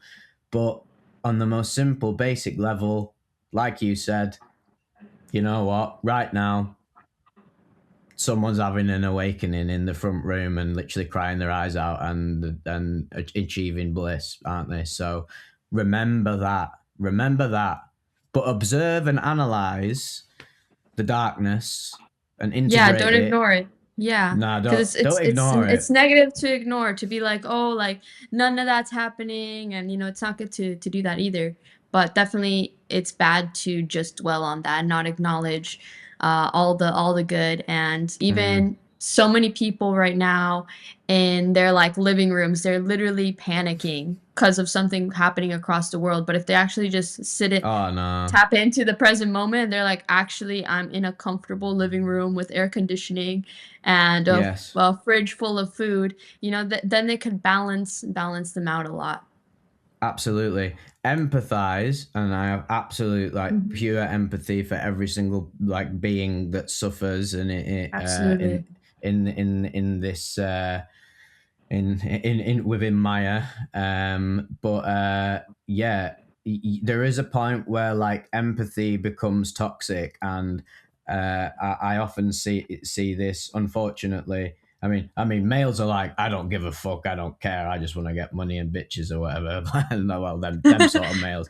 But then, in a lot of my female friends, who I have a lot of female friends because I can relate to I love talking to girls. I have a lot of female friends because it's just, I mean, I love talking to everybody, but some males can't have female friends, do they? We know what males are like. Some males, they're like, oh well, if I'll be friends with this girl and maybe she'll fall in love with me and whatever. I'm like, no, I just fucking like girls. I like talking to girls because I like their perspective. But one thing I notice about some female psychonauts I've met is that they can fall into like toxic empathy where like they are literally almost taking on too much of the world's suffering on their shoulders, and it's like fucking their life up, like their actual material Yeah, life at up. that point, you can't do much. If you're so weighed down, it actually impairs you from helping. So keeping that balance, yeah, with too far into not caring, then you may be feeling okay in yourself, but it's cold. And too much into caring, then you're crippled by it. And there is Mm, a healthy balance of feeling the deep suffering for the world, but also being grounded in light that leads you to have the best opportunity to actually help, to bring peace, to be a sanctuary for others when they're suffering. yep. And we must acknowledge that this is not an overnight mission. The uh the the dream, the Maya, even in a scientific sense, we've been around a long time, humans. We've been working through our bullshit for so long. So many people, whenever so many geezers, spiritual geezers have come down, Jesus, Buddha, etc. They've been trying to tell us what's been going on the whole time, and we're like, ah, fuck that guy, let's fucking get him on the cross. And then in the modern day, people are like, well, actually, the Buddha didn't, like, he was a misogynist and all this. And I'm like, stop falling into this sort of stuff. Like, come on, man. These people came from a different time. Like, this is a whole different kettle of fish. But yeah, to tie it into what I was saying before, we are an infant species, and this is going to follow in to something I want to ask you about. Another obsession of mine is: do you have any uh, solid thoughts on aliens? Like, what's your thoughts on aliens and UFOs and stuff like that? Because they're hugely tied in with, like, spirituality and psychedelic trips. So, what do you think about all that? Absolutely. So I almost think like it's less realistic to think that there isn't other entities out there. Like it's kind of like very I don't know,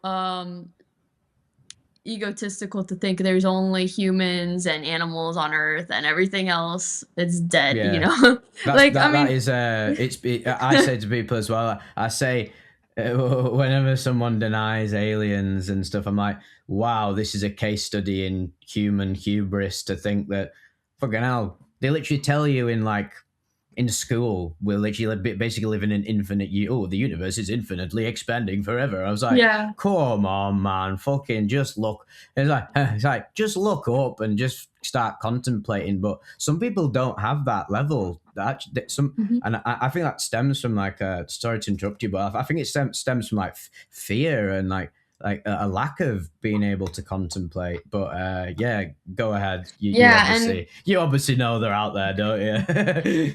well, like, not only is there, the idea of there being other intelligent life in this physical realm, so we can look to like outer space, but then when we start consider like other dimensions and realms and levels of frequency, that's when we get into, are a lot of the machine elves that people see on DMT, are they existing on a certain vibration, are they their own like intelligent entities? So it's like, it's not only like we look like up towards space, but you can also look like sideways through dimensions and realms, and there's just so much room for there to be beings that, I mean, for Yes. me, it's no question that this is a universe that loves to create consciousness. And it's like, Yeah. it's a tree of consciousness, and we are here being conscious, and the idea that it only happens here on our little planet is, I think, a little immature to think. Yeah.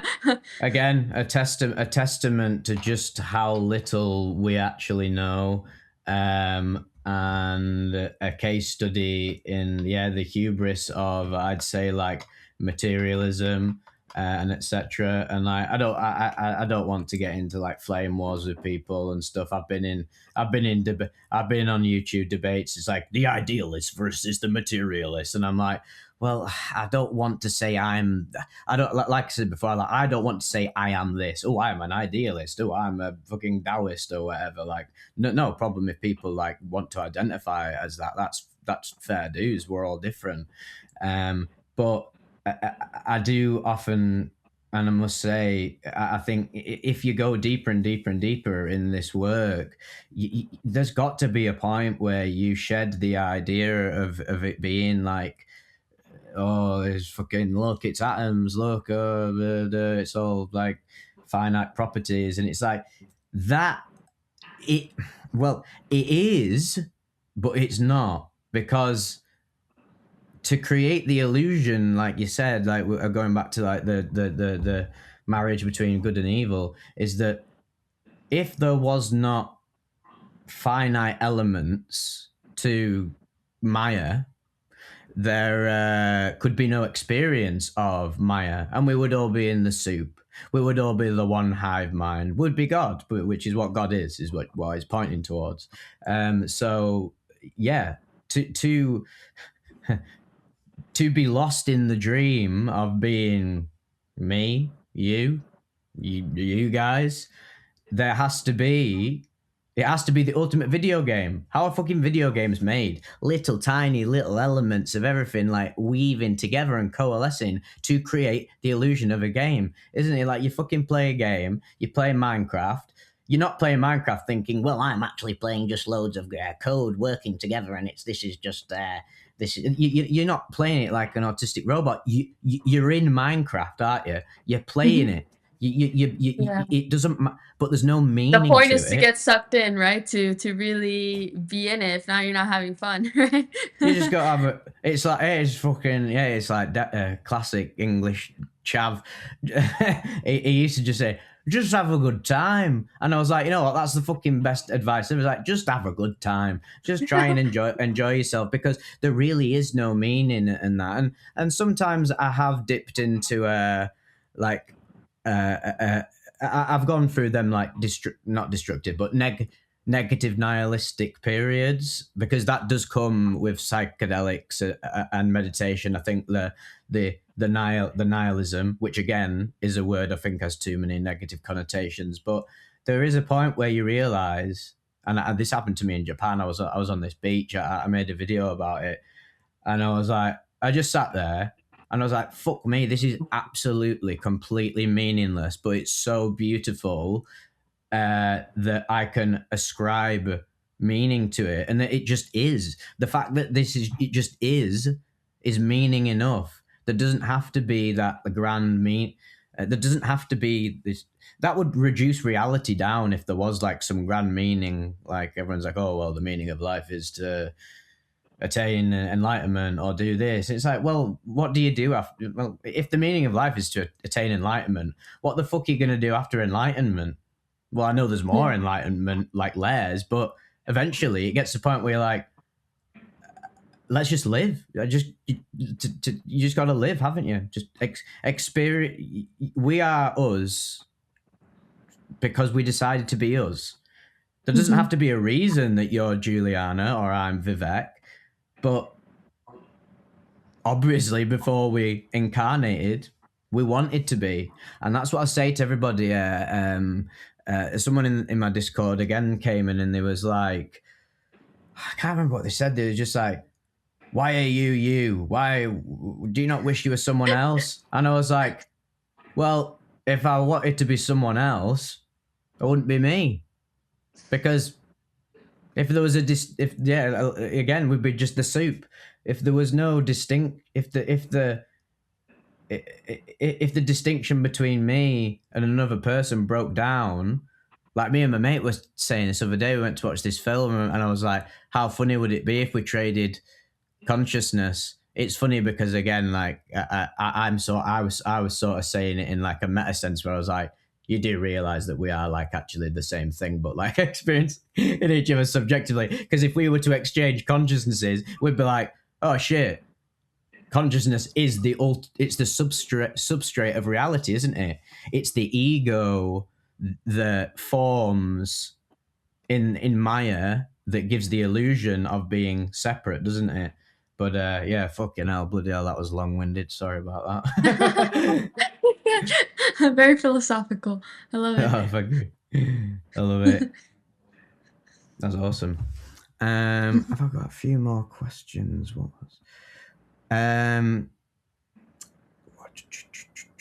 What I think I asked you before, but what was your deepest trip like, if you can report it in a sense, just to tie into the trip report sense, and which substance facilitated it? Was it 5-MeO or was it something Yeah, different? it was. I mean, it was the 5-MeO experience. Nothing compares to that, and dissolving into pure love. Yes. Is a good one. Is a good one. To tie into anyone who, I mean, people. Like we said before, we're humans and we live in this culture. We feed off negativity. It spikes the dopamine. We love cynicism. Look on YouTube. I mean, if I can look at all my most popular videos. To be fair, there's a mixture of like popular videos of where they're like the darkest trips of all time, and it's like, but actually, when you listen to them, they're very interesting because they're not completely, literally hellish. There's hellish elements to them, but I tell you what, they always end up a lot of them at the end are like, this changed me, like for the better, and I needed to go through it. And the way they get into that hellish experience is by fucking around, taking too much of a dosage. And yeah, but I just wanted to say, have you ever had any like very negative sort of like demonic hellish experiences, and what substances were they on, if any? Absolutely. Yeah. I would say that it's hard to say a trip is fully good or fully bad, because it is like a journey. It's like going on a vacation. You have your difficult moments where you're tired and hungry, and maybe you see someone that looks kind of scary. And then you have the moments where you're seeing these incredible scenes and you're like, wow, and then like to sum it up, it's like, wow, it's like, it's so much beyond like a good trip or a bad trip. It's like a trip. Same with the interior experiences. I go through moments of intense bliss, and I go through moments of facing my shadow, and it's like all very mixed. But overall, like afterwards, I'm like, wow, that was very useful, and it changed me. I have had trips that are predominantly difficult, but I wouldn't even consider them a bad trip. Now, for me, I would only consider something a truly a bad trip if someone gets physically injured. Thankfully, Yeah, that me hasn't too. happened. That's what I actually consider a bad trip, is like physical injury. But Psychological bad trips, I've had, like, trips that are particularly heavy and facing difficult things, like, for example, the one time when I was doing ayahuasca, I, like, purged straight for, like, 8 hours, and it was Damn. very dark, you know? But I'm so glad it happened. You know, I think it's only wasted if someone just sees it as, like, "Oh, it's just bad." I wish that wouldn't have happened. Then it's a waste, but I see it as an opportunity for growth. I see it as compost for the spiritual journey. So, for example, that trip, physically it was very rough, but it was the catalyst that I needed to make some pretty strong changes in my life. At the time, I was training to be a Disney Imagineer to build theme parks, and working on Star Wars. And it was what everybody thought I should be doing, but in me, I kept wanting to make my psychedelic art and follow my spiritual journey, but that wasn't allowed under that career path. And I did ayahuasca, and I was like, I'm so out of alignment. I was living in Florida, and I was like, I don't like living here. I don't like what I'm doing. I'm like, giving away all my creative energy for something that isn't my particular path. And I purged all that. and Yeah. and after that trip, I realized, even though all my family thought I've gone crazy, I left Disney, I left that whole career, and moved to the forest, to the mountains, to make trippy DMT art. And yeah, everybody thought I'd gone crazy, but I found my path, and I was following my heart, and that's what it needed. And now I'm, having a wonderful life doing what I love. So, yeah, sometimes those bad trips can be a huge catalyst for change. Maybe for someone it's to move, maybe it's to change careers, maybe it's, if someone is doing something that's harmful to themselves that they can't let go of. Sometimes having that really difficult trip can create that impactful change. I see it like ayahuasca was, it's seen as like the grandmother spirit, and it was like receiving tough love from her of being like, "You are very out of alignment," and you need to make some drastic changes. And honestly, if she would have came to me with a beautiful, blissful, calm journey of, "Oh, like, maybe you should change," like, I probably wouldn't have made that change. I needed Nah, that really yeah. intense journey. So, yeah, so that's technically one of the heaviest trips, 'cause it was very, very difficult. I was purging and crying for, like, 8 hours. Like, very, very useful, very thankful for that journey.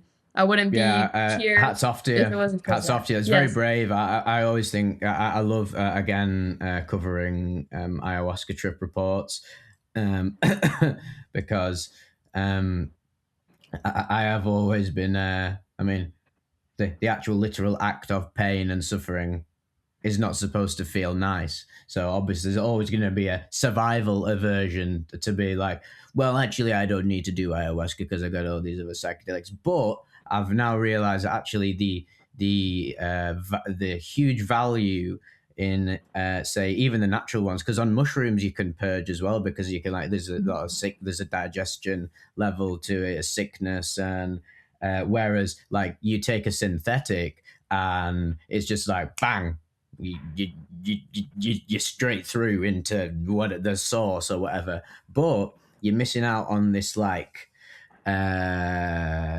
you get on the synthetics you're getting sort of the alien god consciousness mode analysis, which is all well and good and can change your life, but at the end of the day though, you are right now a human. So the Mhm. value I'd say in the natural psychedelics, especially ayahuasca, is that quite literally the process of purging, it's so symbolic, isn't it? You are like It is.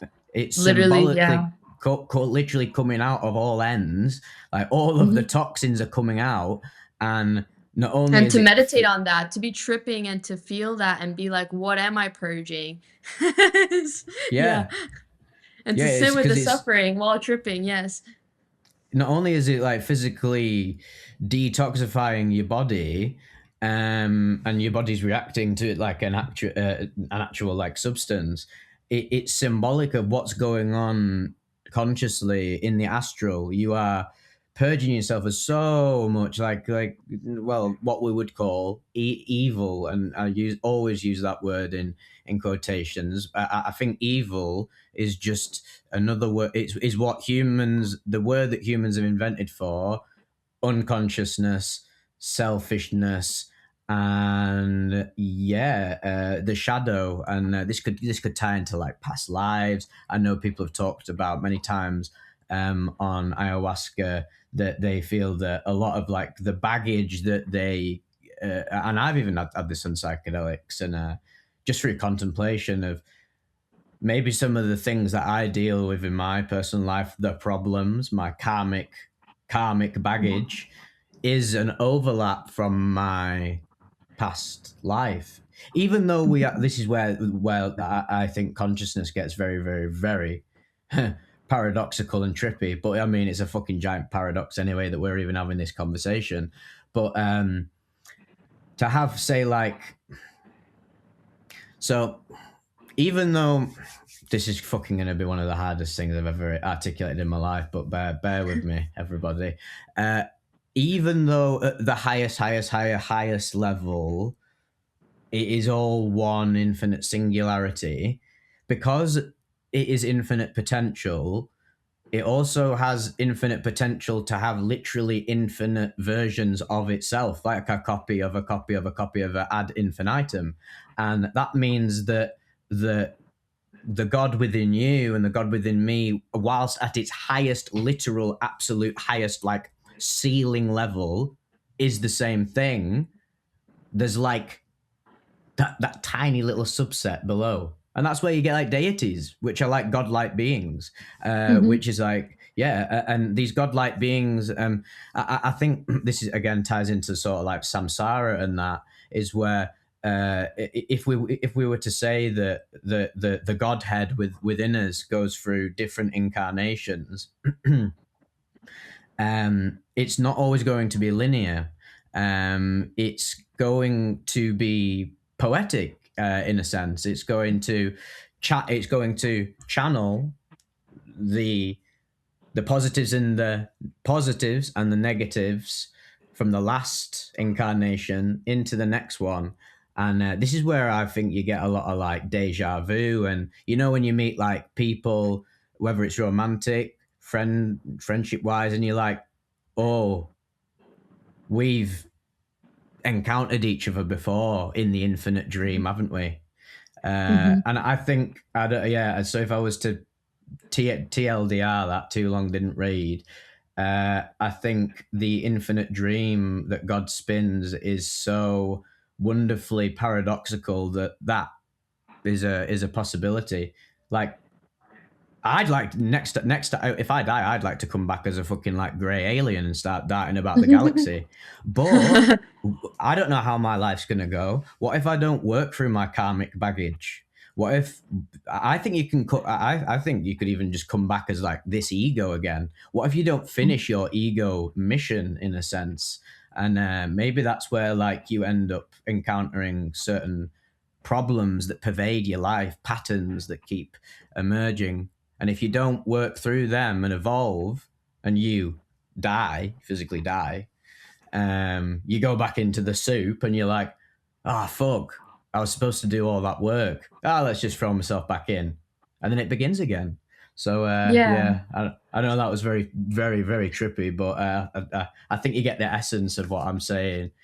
absolutely. I feel like it's like a tree, and it's all one tree, but you have these branches with different blooms, and you can kind of technically break them down and be like, this bloom is uh, leading to this other bloom, this other branch, and you can differentiate and say life is closest to this other life, but ultimately it is all one, one tree, and it is all interconnected, Yes. and you can experience past life remembrance, at least most people can, through past life regression hypnosis, which is on Yeah. YouTube. You can just like Yeah, it's listen to very a YouTube true. video. Have you tried it? People just I've not actually, but I just as an addendum, just for listeners who would dismiss this is very um I hate to say the word true, but there is a lot of there's a huge amount of credence to this this Mhm. past life regression. Not only can you actually tap into this yourself through contemplation, um, and just introspection, there is like you say, it's out there. If you want to get it, it's out there. But I've not actually done it. Have you? Yeah, I have. Yeah, there's a great video. I believe the guy's name is Michael Seeley on YouTube. I'll He's make a a note of that. big YouTuber, but he has a past life regression hypnosis video. And back in 2020, COVID, I was Mm. just hanging out by myself.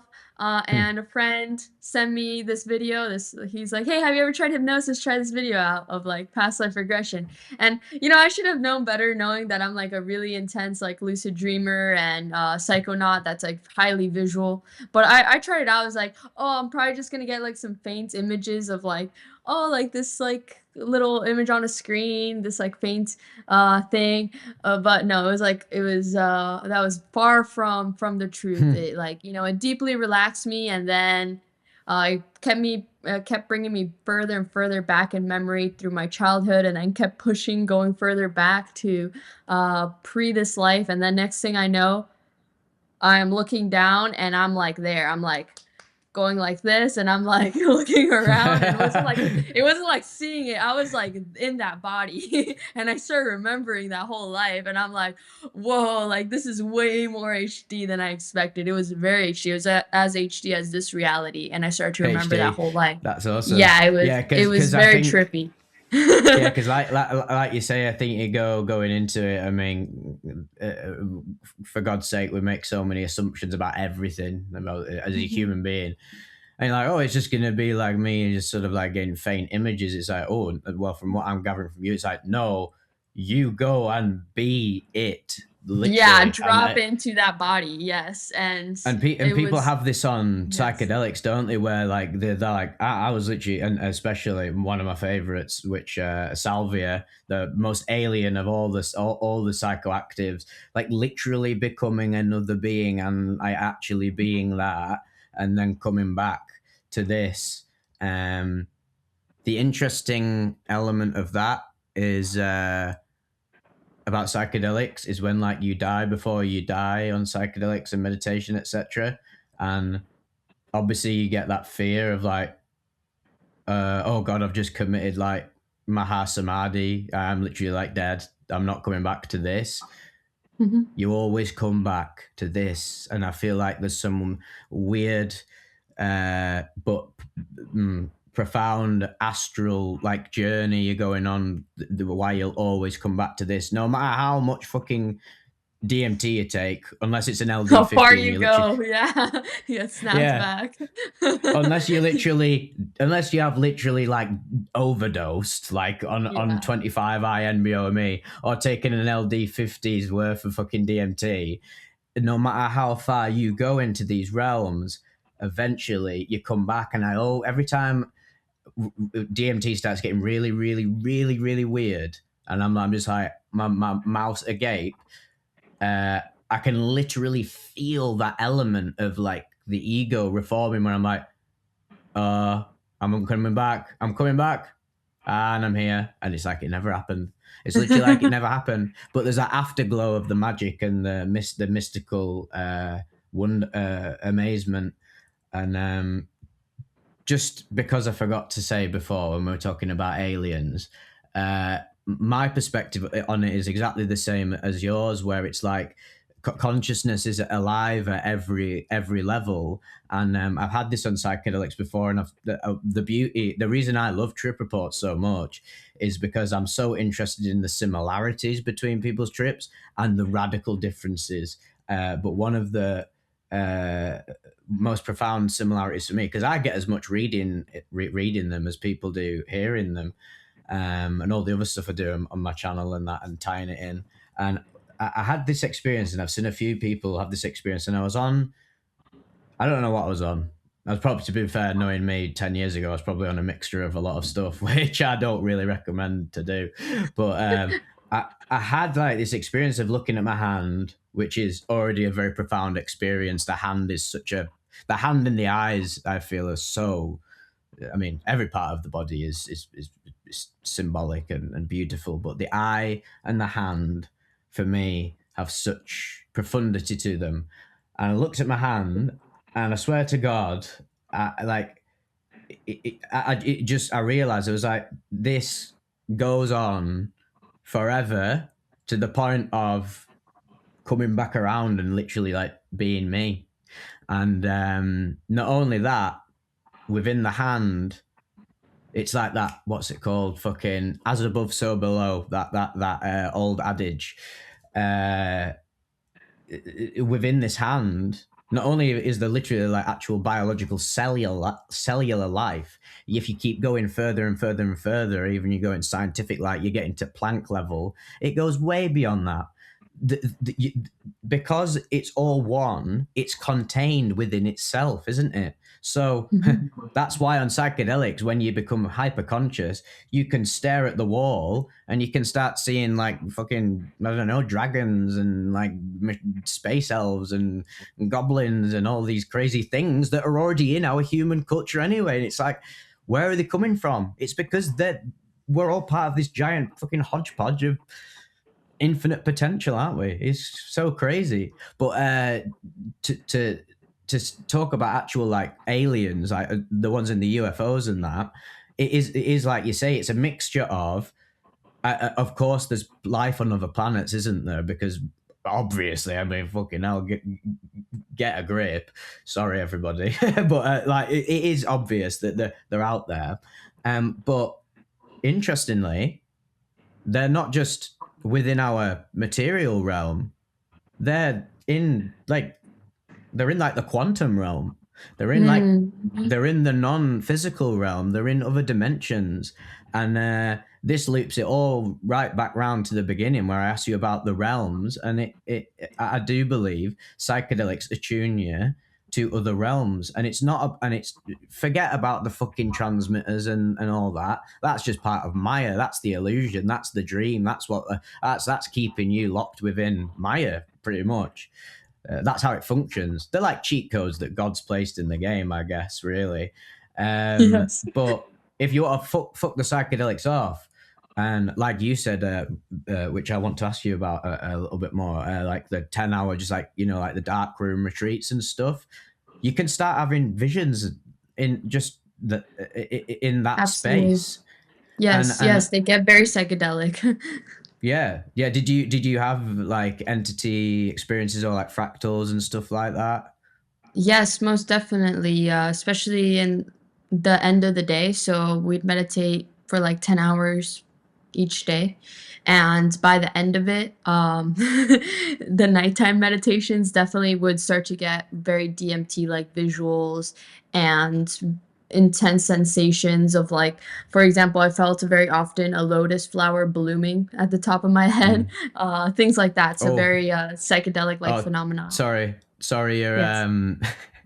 the minute I asked you that, your connection went off, so I'm gonna have to ask you to repeat that. Sorry, it was like Okay. it sounded like alien glossolalia. I was like, oh my god, we've literally broken the matrix of this chat. But yeah, just to repeat like that, what was that experience like for you? Was it because it sounded quite Very trippy? psychedelic. Yes, especially at so we'd meditate 10 hours a day, and by the end of the day, each for 10 days, things would get very psychedelic, especially the nighttime meditations. It would start to feel very DMT like, and start getting visuals of yeah, colors and beings. And oftentimes one of my most intense sensations was a lotus flower blooming at the top of my head, so that was a very frequent one. And Cool. not only that, but also while being in the retreat, even while not meditating, it was like being on a microdose, like an LSD microdose, just everything like hyper vivid, hypersensitive, and yeah, just a very different lens. But yeah, meditation retreats get very psychedelic. Mm. And that just proves it to all the people who are going on about like chemicals and etc. And to be fair, I mean the rebuttal to that again, there'll always be the materialist will always rebuttal this like, well, actually, when these people go to these dark room retreats, if you analyze their brain, DMT is being produced in blah blah blah blah blah. And I was like, right, okay, it's just like fucking hell, you can't argue with these people. But realistically, get out. The problem with science, right, is that it's so obsessed with the minutiae of the box that it forgets that there's fucking the box is contained within fucking so many other boxes. Yes, yes. It's like being in it. It's like being in a you know like the tesseract. You've got like the cube in the middle. It's like not being aware that oh shit, the cube's actually contained within a cube. It's 4-dimensional. So actually, yeah, to have the experience of being human and having the material stuff, like touching all the stuff, I can't put my hand through the screen because I would go insane. But if you take enough psychedelics, you can do mad shit like that or dissociatives. Uh, but really, what it is it's the brain is like within Maya, it's a limiter of consciousness, and some people are born. I mean, some people are born schizophrenic and fucking like literally are like more like what we would call schizophrenic, insane people in psych wards who. There's that great quote by what's he called Joseph Campbell, I think. It's like the mystic swims in the same waters as the psychotic drowns in. What a Yes, quote that is! Because the it is. psychotic actually is just more attuned to the insane, like chaotic realms that consciousness can occupy. Because at the Yeah, end of but the just day, it's overwhelmed infinite. overwhelmed by it instead of Yeah, balanced in it. Yes. yes, because the Mhm. mystic manages to like, right, I'm gonna, yeah, literally, the quote is so good. He It manages is. to swim in it instead of drowning it, and this is the tragedy of say like, I'd say people who have like mental health, what we would say mental health disorders that are very extreme to the point where they can't function in society. They're actually in a sense way more conscious of like higher levels of being than your average, like I don't know, your average normal person who just I don't know, fucking just lives, breathes, works, drinks, just like an animal, like animal humans. Whereas they're actually much more conscious, but they just don't know how to navigate it. They would have a lot of help from like sort of Mister like mystical like healers in a sense. Mhm. I was gonna say something. Oh yeah, fucking. This was another question I was gonna ask you. I know you've had some very deep experiences with psychedelics. Have you ever tried other psychoactives? Like, have you ever tried dissociatives like ketamine I or have.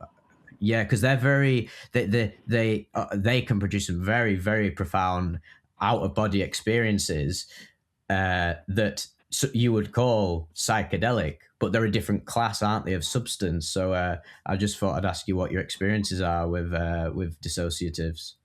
Yeah, I've had my fair share of ketamine experiences. It's definitely a substance that I have a lot of precaution around just because I've seen a lot of people around me get quite addicted to it. So Oh yeah, I can tell you. I can tell you now. yes, Yeah, fucking hell. so it's something to be very mindful of. I also do believe it has strong therapeutic benefits. It's just a very powerful tool. It has to be used very responsibly. You see, the other psychedelics have almost this like quenching of the yearning to do it immediately again. Like you have a very powerful LSD trip, a very powerful DMT trip. You're like, okay, for a little bit. At least most people are. Versus with Yeah, yeah. ketamine, it maybe has that less, so it can create this like going back into it over and over, which is if someone has like a very addictive personality, it can be dangerous. Um, for me, I've had beautiful experiences on it where I've gone into these infinite temples and Yeah. visited Buddha and, seen my inner child and discussed with her, all these things. And Buddha has shown me how my suffering is an illusion and created it into holograms and all these beautiful experiences, and also dropped into that very infinite, pure awareness realm through it. But it's something that for me I take strong precaution around. So a Mm, few experiences, very intentional and not like, you know, constantly using it to yeah. escape reality. I think that's when it gets dangerous. So one to be mindful around. Again, it can be used responsibly and have immense benefit, but Yeah. proper precaution with that one for sure. Yeah, huge precaution with any substances that have an addictive profile. And I fully agree. Every time I take DMT and it gets really, really out there, I just go like, oh, whoa, fucking hell, I'm not doing that for a while. Even though Yeah, it's not for not a not because minute, it's yeah. negative, not because it's negative. It's just because I'm like, wow, I respect what I just was shown so hard that I need to just get back to just this because there's a It's beauty. kind There's, of I like, mean, yeah, like eating a big meal that's like really healthy and you just feel full and you're like, okay, like I'm good for a while. Versus with maybe ketamine, we can it may feel more like potato chips or candy where you just like want to like keep going. So it has that. Not saying it's like not beneficial, but yes, it can have that like oh, it's very property. more. It's very Moorish, and yeah, I must say. I mean, classically, I mean, I realized this the other day when I was like, oh, because sometimes you forget as a content creator.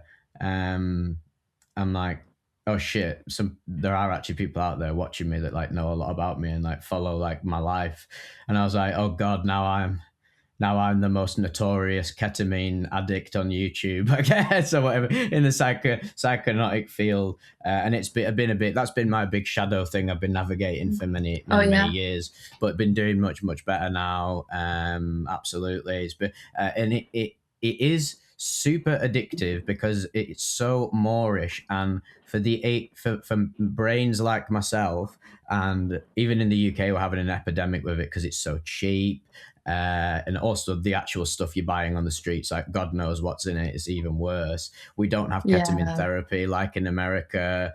The UK is very behind the times for as fucked up as America is at the minute, but they're doing a lot of good stuff in terms of like psychedelic and dissociative and like psychoactive substance therapy. Whereas in the UK, it's like people are using psychedelics and dissociatives as like medicine in the bedrooms, which you can do. I've done it, and but the problem is with ketamine is that yes, it is extremely Moorish, and for chaotic, scatterbrained minds and people who don't know how to relax, uh, it is.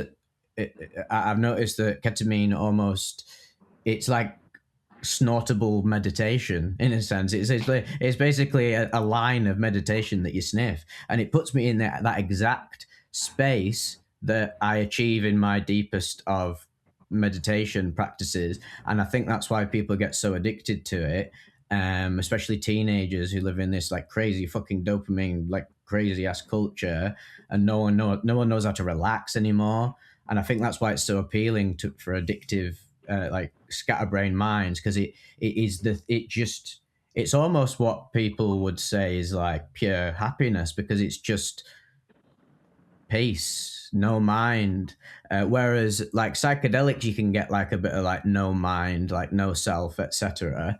But dissociatives are very, very. They're like I'd say like psychedelics tap you into the psychedelics and dissociatives in the very deep mystical experiences that you can have on them.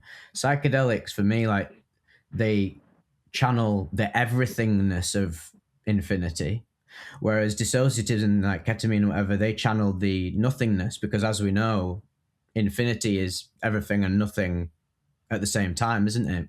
So they're very interesting parallels to work with, but unfortunately, the the nothingness can be quite addictive, especially when you're surrounded by you are in a thing. There's everything everywhere. So to have that experience is just like, oh, so nice. But for anyone who's addicted to ketamine and dissociatives, and I mean, people are addicted to psychedelics as well. I would say that Absolutely, and anything we use to run away from reality can be an issue for sure. There Mm. is definitely also people addicted to all the classic psychedelics.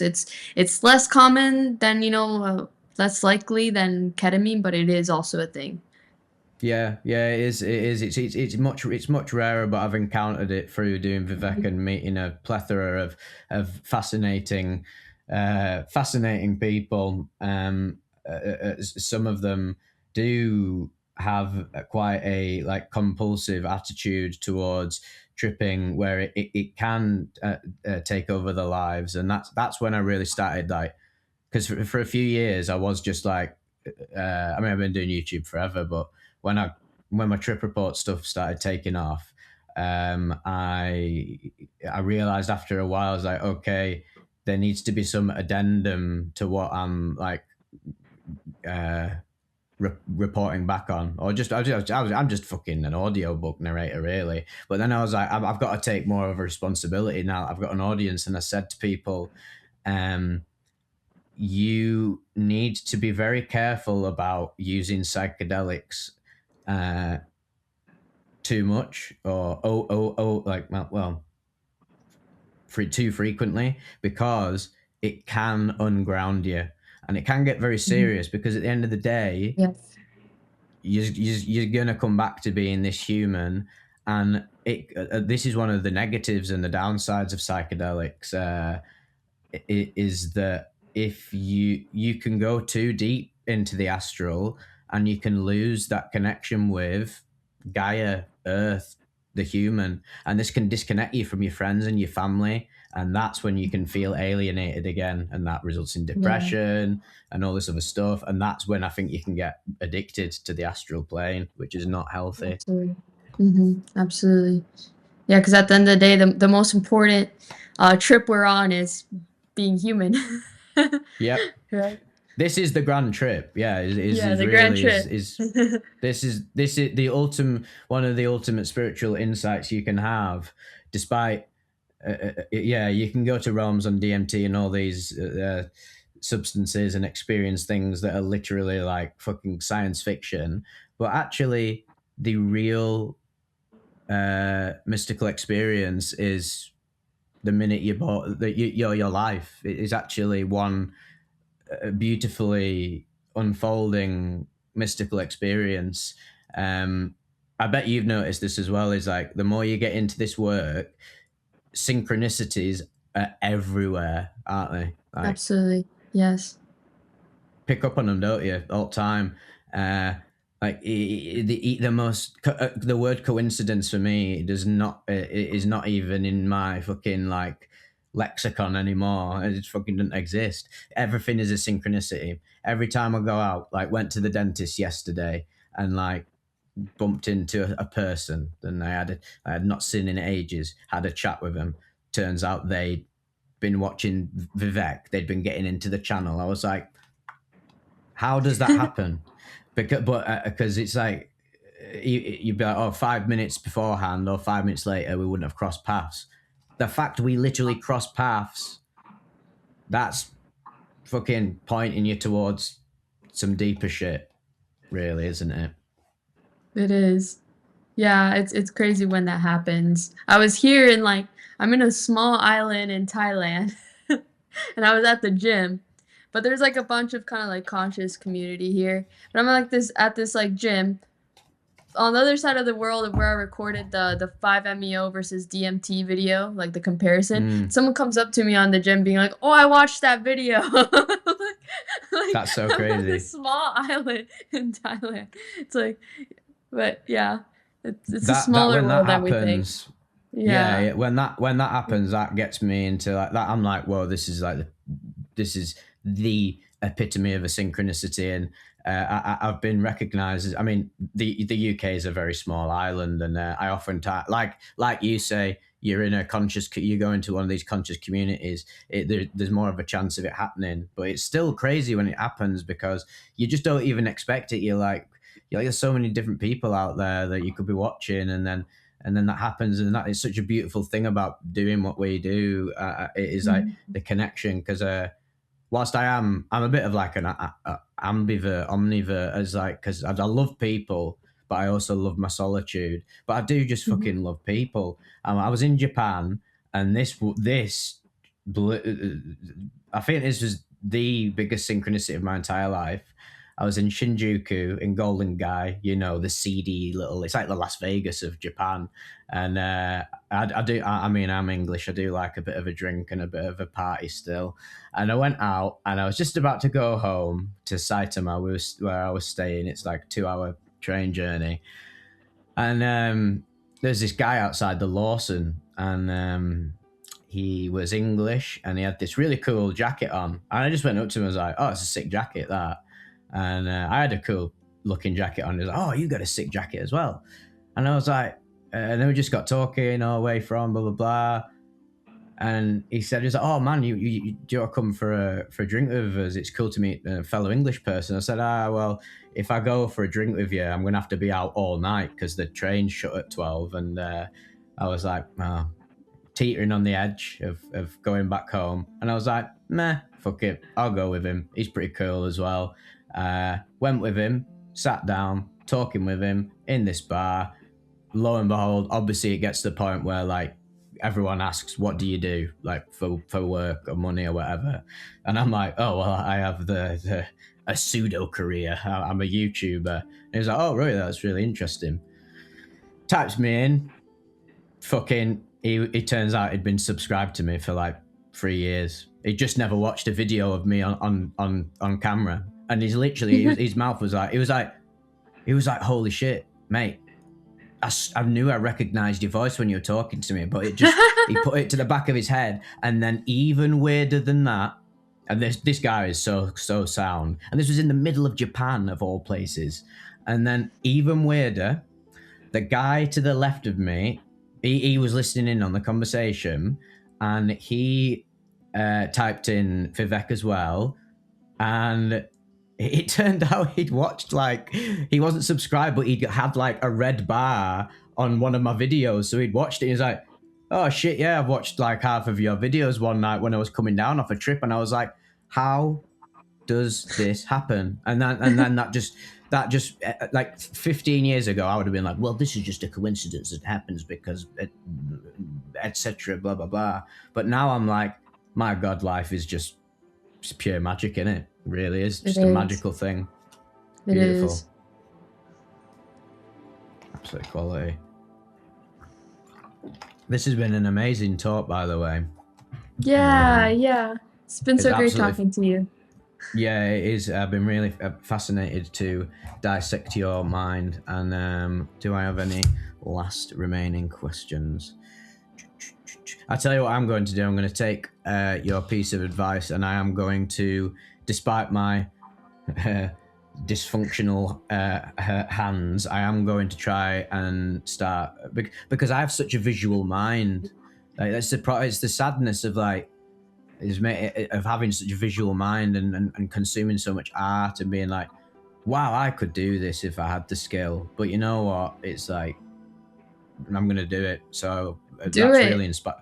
It's really inspired me. Hey, and you can also try things like digital art, like on the iPad, where it stabilizes your line. There's so many ways that you can work with your hand stuff and be able to still create. It's funny you say that, because I've got this laptop, and it's like, it's a Samsung laptop, and at the back of it, it's got this pen. It's got a digital pen, and I know, it's just been staring at me, this pen, like, please. Yeah, try that out, because there's a lot of stabilization tools digitally that can also help you. Yeah, it's like, start using me. Yeah, it's fucking awesome. Well, this has been an absolute pleasure. It's almost about 2.5 hours. That's absolutely flown by. Yeah. Let's do it again sometime. Yes, let's definitely. Yeah, let's do it. Let's do a part 2. There's the beauty of like the field of spirituality and mysticism and psychedelics and all that is that this is just the tip of the iceberg and goes so deep. And I mean, we fuck me, we went pretty deep, to be fair. But there's so much. There's so many other little tidbits that I'd love to talk to you about. Yes. Thank you so much for having me. And Yeah. for anybody that listened, grateful, grateful for Yes, please them go. listening. Please go and check out Juliana Grace's art on her social media, her YouTube. I'll link it all in the description. And yeah, keep your eyes out for some, well, keep your third eye peeled for some more collaborations in Yes. the future. I'd like to do more of this. Thank you for listening. And we shall see you on the other side.